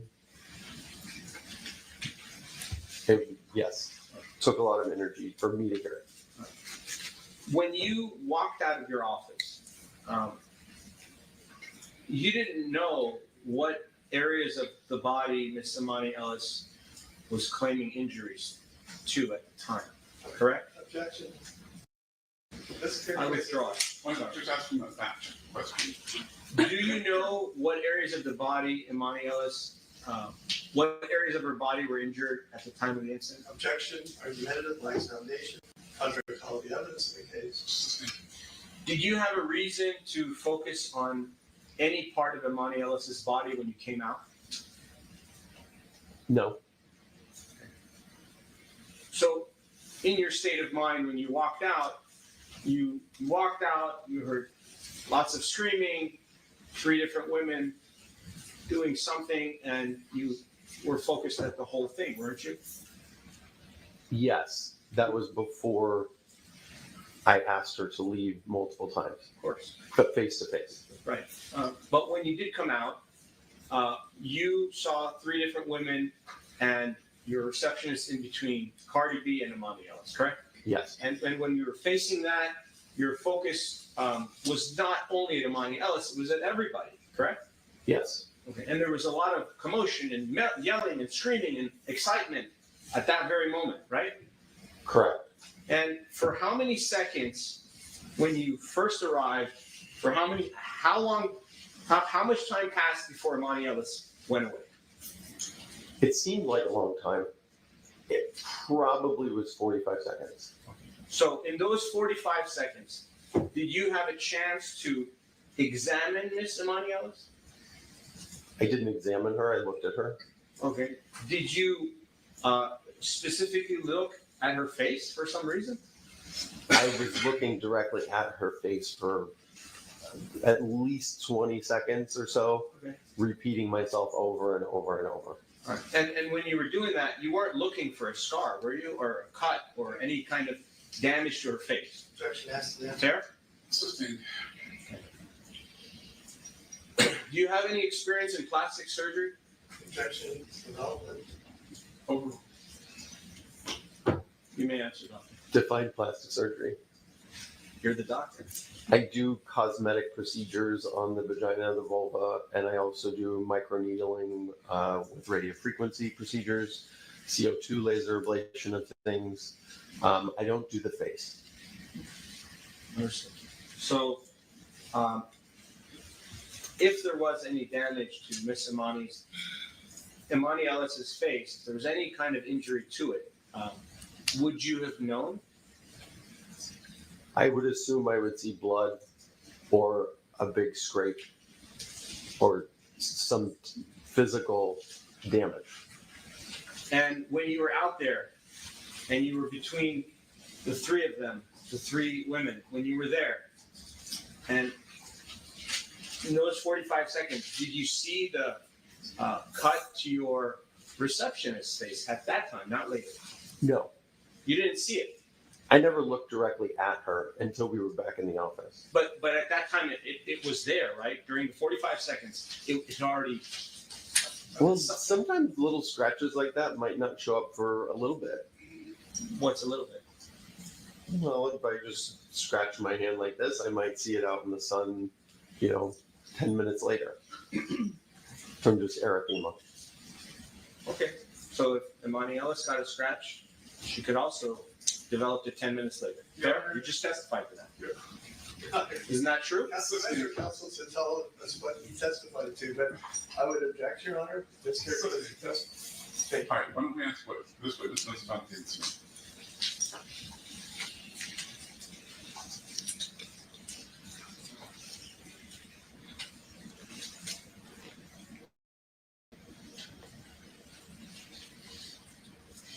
When you spoke to defense counsel 3 times, which attorney was it?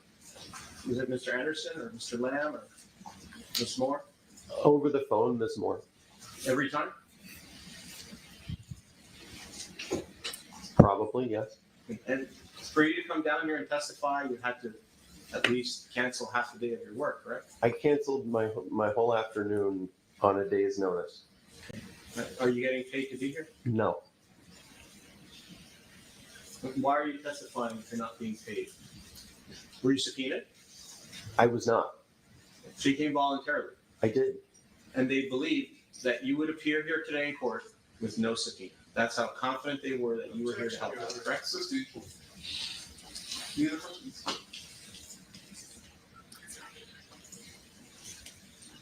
When Cardi B came into your office after the incident, what did she tell you? I apologized. She was more calm than I thought she would be.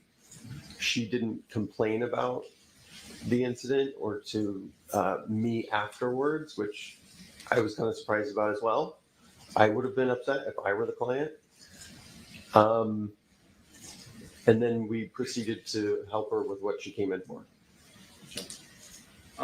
Could it be that she didn't apologize because she was the one that assaulted Miss Ellis? Did you How have? about stopping with the could it be's and just ask him what happened, what you saw, what you heard, what he smelled? Yes, Your Honor.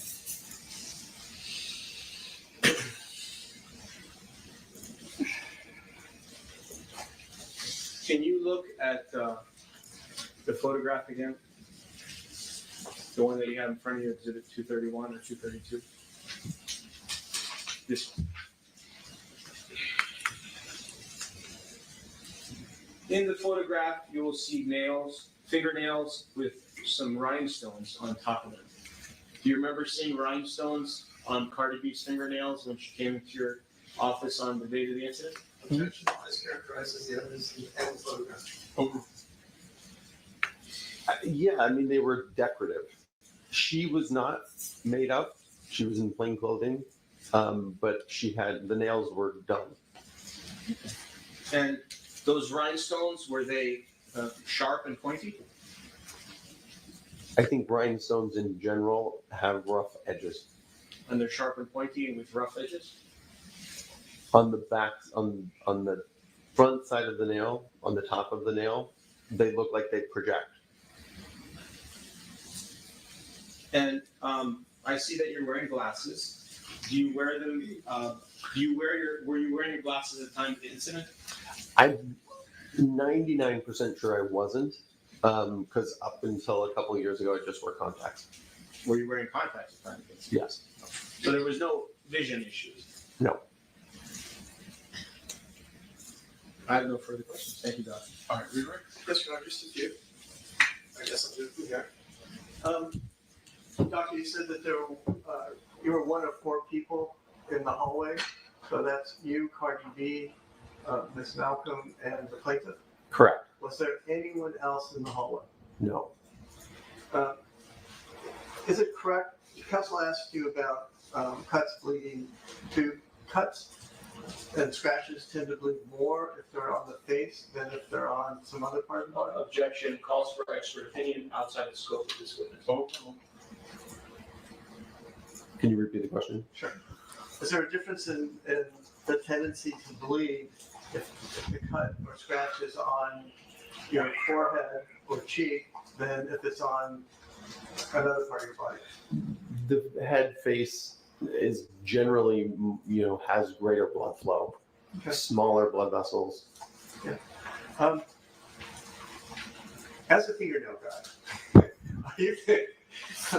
have you seen fingernails where the rhinestones are flat? They're actually just little inserts. They look like rhinestones, but they're flat. Objection calls for speculation.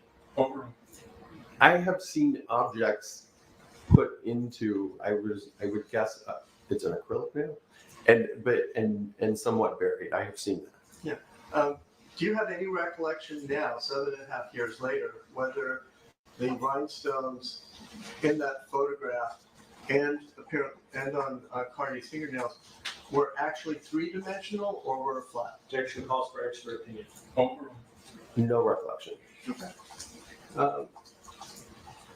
One second.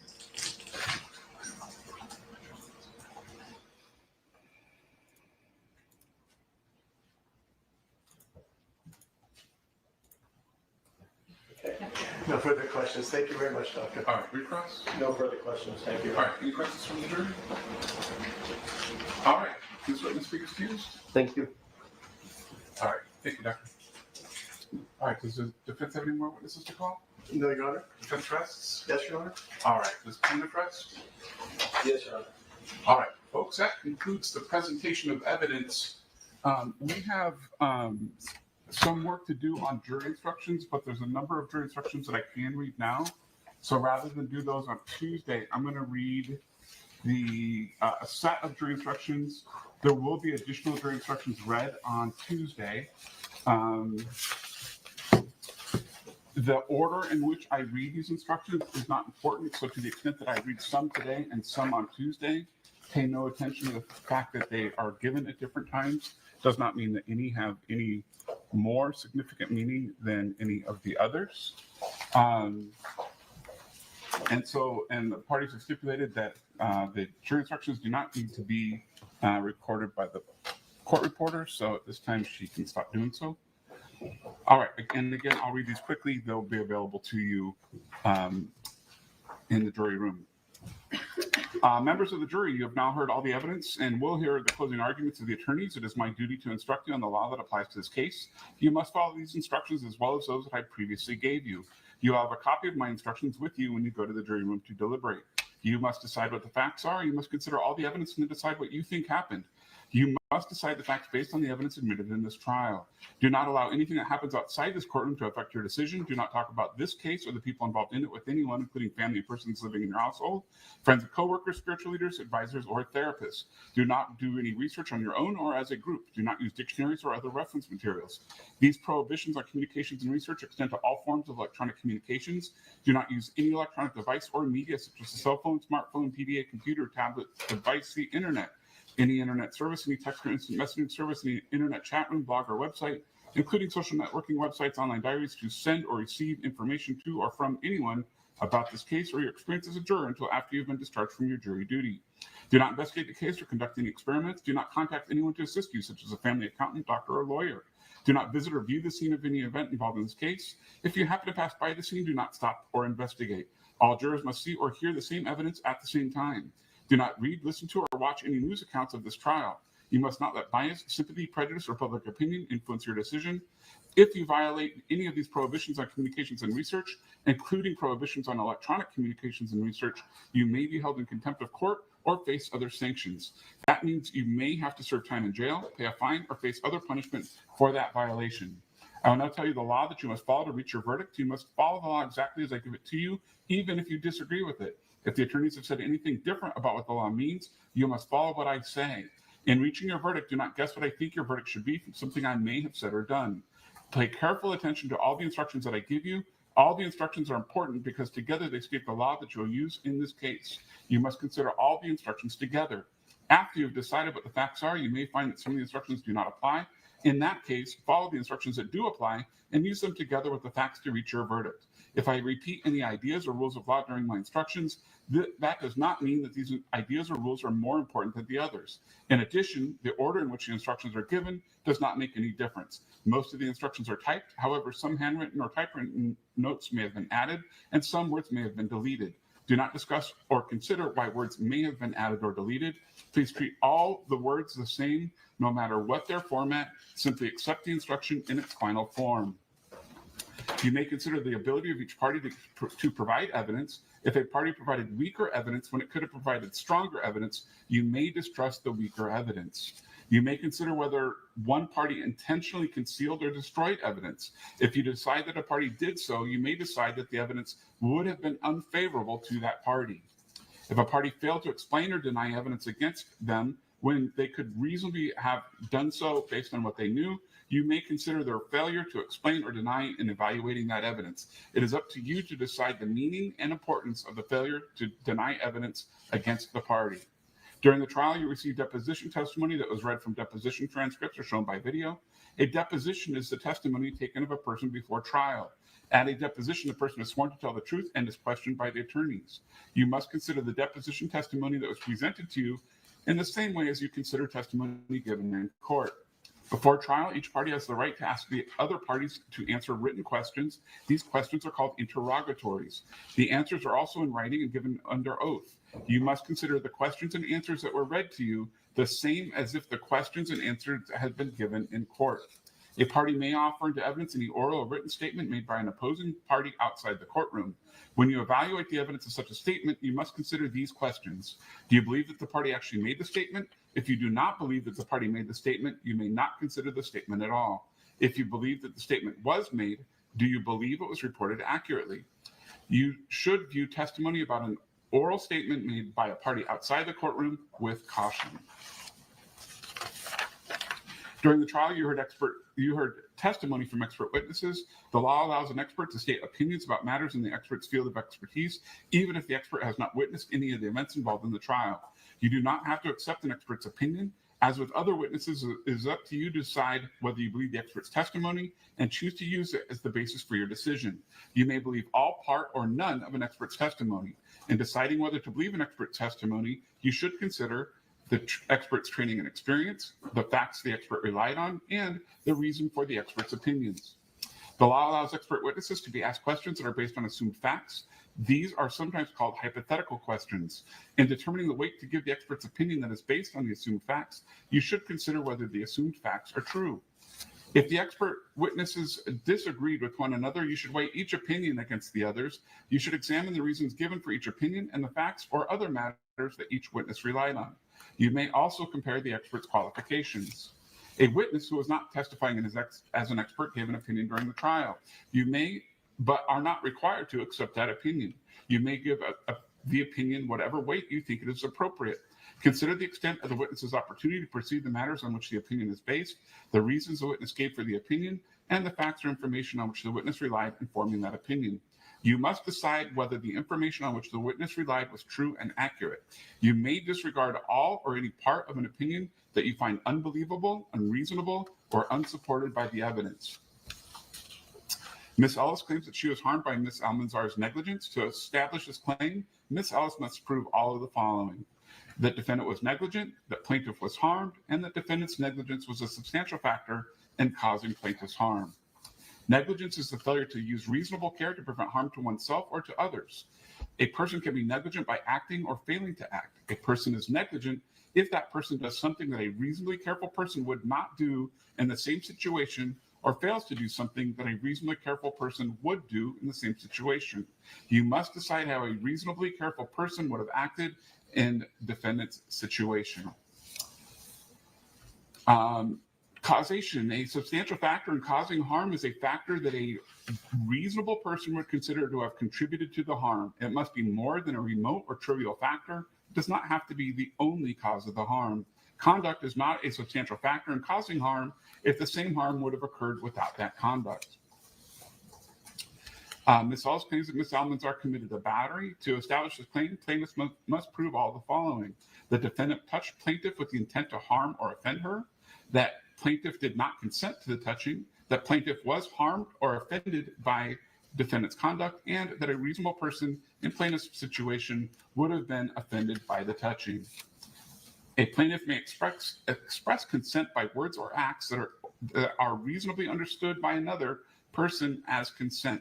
A plaintiff may also express consent by silence or inaction if a reasonable person would understand that the silence or inaction intended to indicate consent.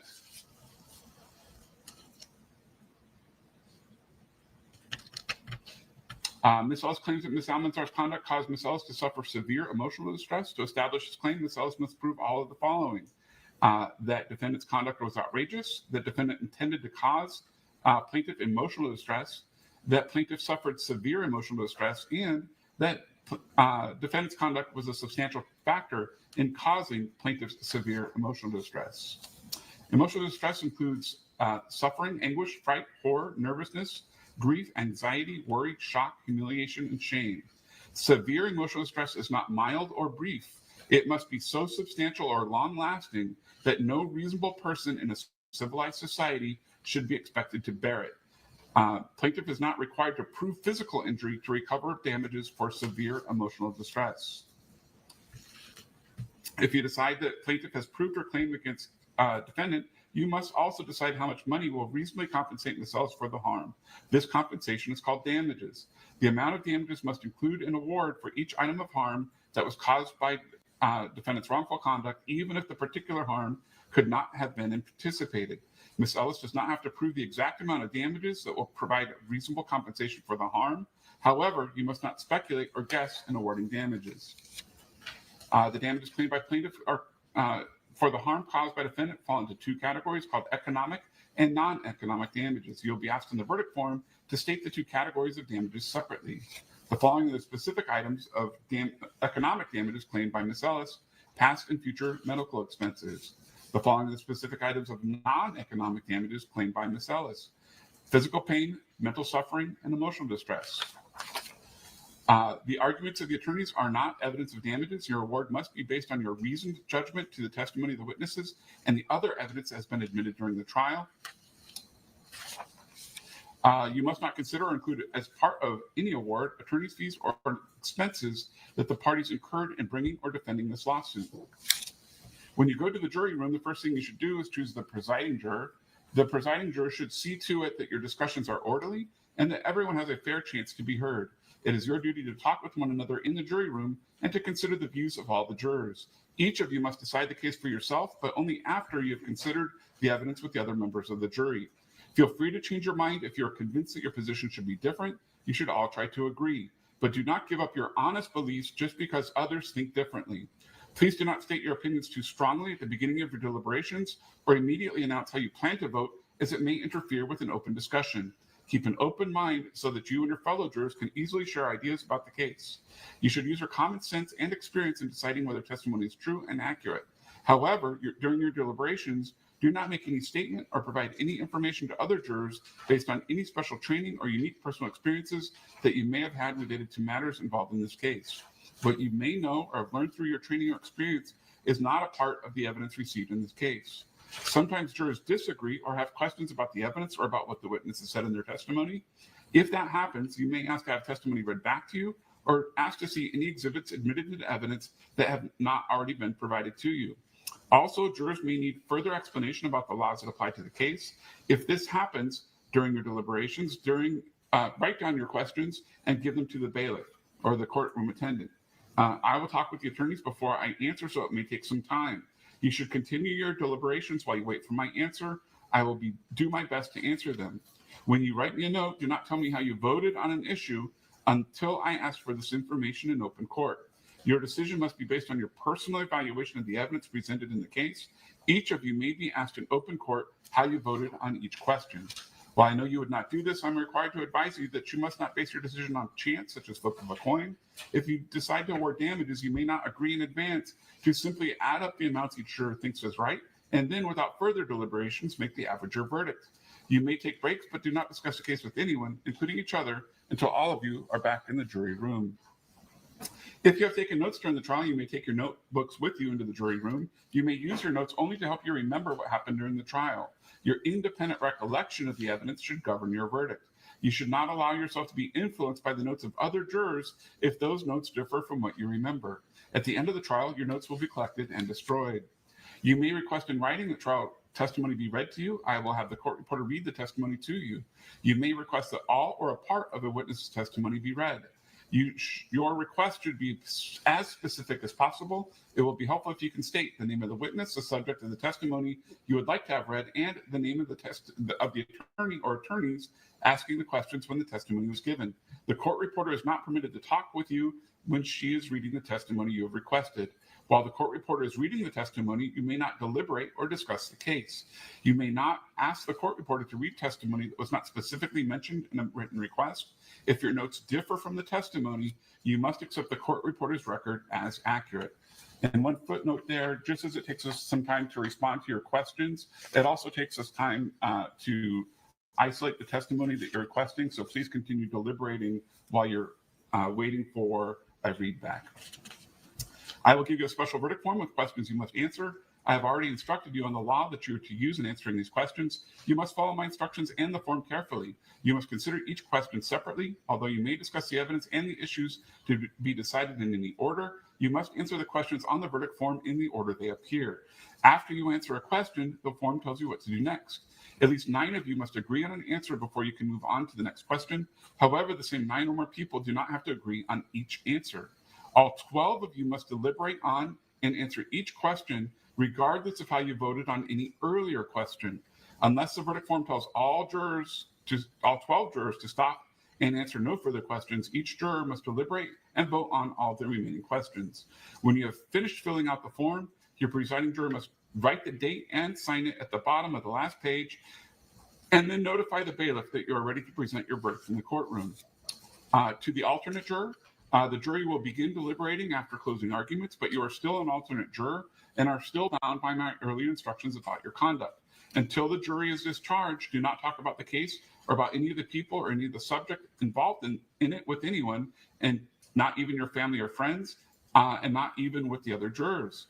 Do not have any contact with the deliberating jurors. Do not decide how you would vote if you were deliberating. Do not form and express an opinion about the issues in the case unless you are substituted for one of the deliberating jurors. In this case, I've exercised my right to comment on the evidence. However, you, the jury, are the exclusive judges of all questions of fact and the credibility of the witnesses. You are free to completely ignore my comments on the evidence and to reach whatever verdict you believe to be correct, even if it is contrary to any or all of those comments. After your verdict is read in open court, you may be asked individually to indicate whether the verdict expresses your personal vote. This is referred to as polling the jury and is done to ensure that at least 9 jurors have agreed to each decision. The verdict form that you will receive the verdict form that you will receive asks you to answer several questions. You must vote separately on each question. Although 9 or more jurors must agree on each answer, it does not have to be the same 9 for each answer. Therefore, it is important for each of you to remember how you have voted on each question, so that if the jury is polled, each of you will be able to answer accurately about how you have voted. And we're actually going to give you your own copy of the verdict form, so please keep track of your own votes on the verdict form. The verdict form, the final verdict form that the jury foreman will have will be the only one that's turned in, but please keep track of your votes on the verdict form that you're given for your own copy. If during the trial any of you had a question that you believe should be asked of a witness, you are instructed to write out the question and provide it to me through my courtroom staff. If a question was asked, or I decided whether the question could be asked. If a question was asked and answered, you are to consider the answer as you would any other evidence received in the trial. Do not give the answer any greater or lesser weight because it was initiated by a jury question. If a question was not asked, do not speculate as to what the answer might have been or why it was not asked. There are many legal reasons why a suggested question cannot be asked of a witness. Give the question no further consideration. During the trial, materials may have been shown to you to help explain testimony or other evidence in the case. Some of these materials may have been admitted into evidence, and you'll be able to review them during your deliberations. Other materials may have also been shown to you during the trial, but they have not been admitted into evidence. You will not be able to review them during your deliberations because they are not themselves evidence of any proof, evidence or proof of any facts. You may, however, consider the testimony given in connection with those materials.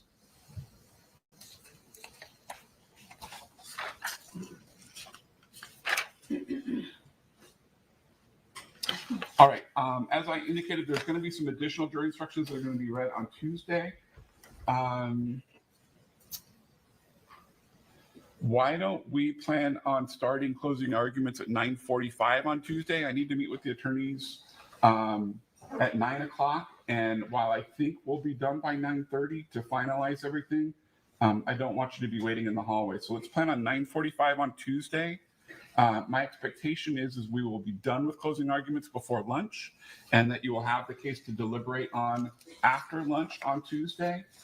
There are several causes of action, and so I do anticipate that it's going to take a bit of time to deliberate on each cause of action.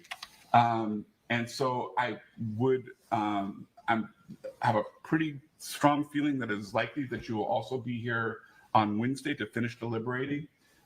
So at present, we're definitely going to be here Tuesday at 9:45. You can anticipate that you're not going to finish deliberating by the end of the day on Tuesday, and that you'll be here at least Wednesday morning to finish deliberations and to render your verdict. And then you guys will know how things are going as to how much longer into Wednesday or potentially Thursday things will take. Okay, any questions about that? Please do your absolute very best to avoid any media. I know that there has been some coverage of it. If you happen to see something, just go ahead and turn it off, turn it away, whatever it may be. We don't want you to be influenced by any of the media coverage, okay? All right, we'll see you on Tuesday, 9:45. Have a good Labor Day weekend.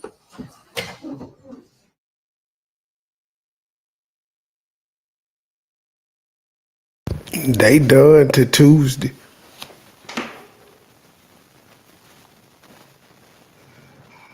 All right, y'all. We'll be back on Tuesday morning to continue with this. If y'all are interested, we'll be going back live at 2. I think it's 2.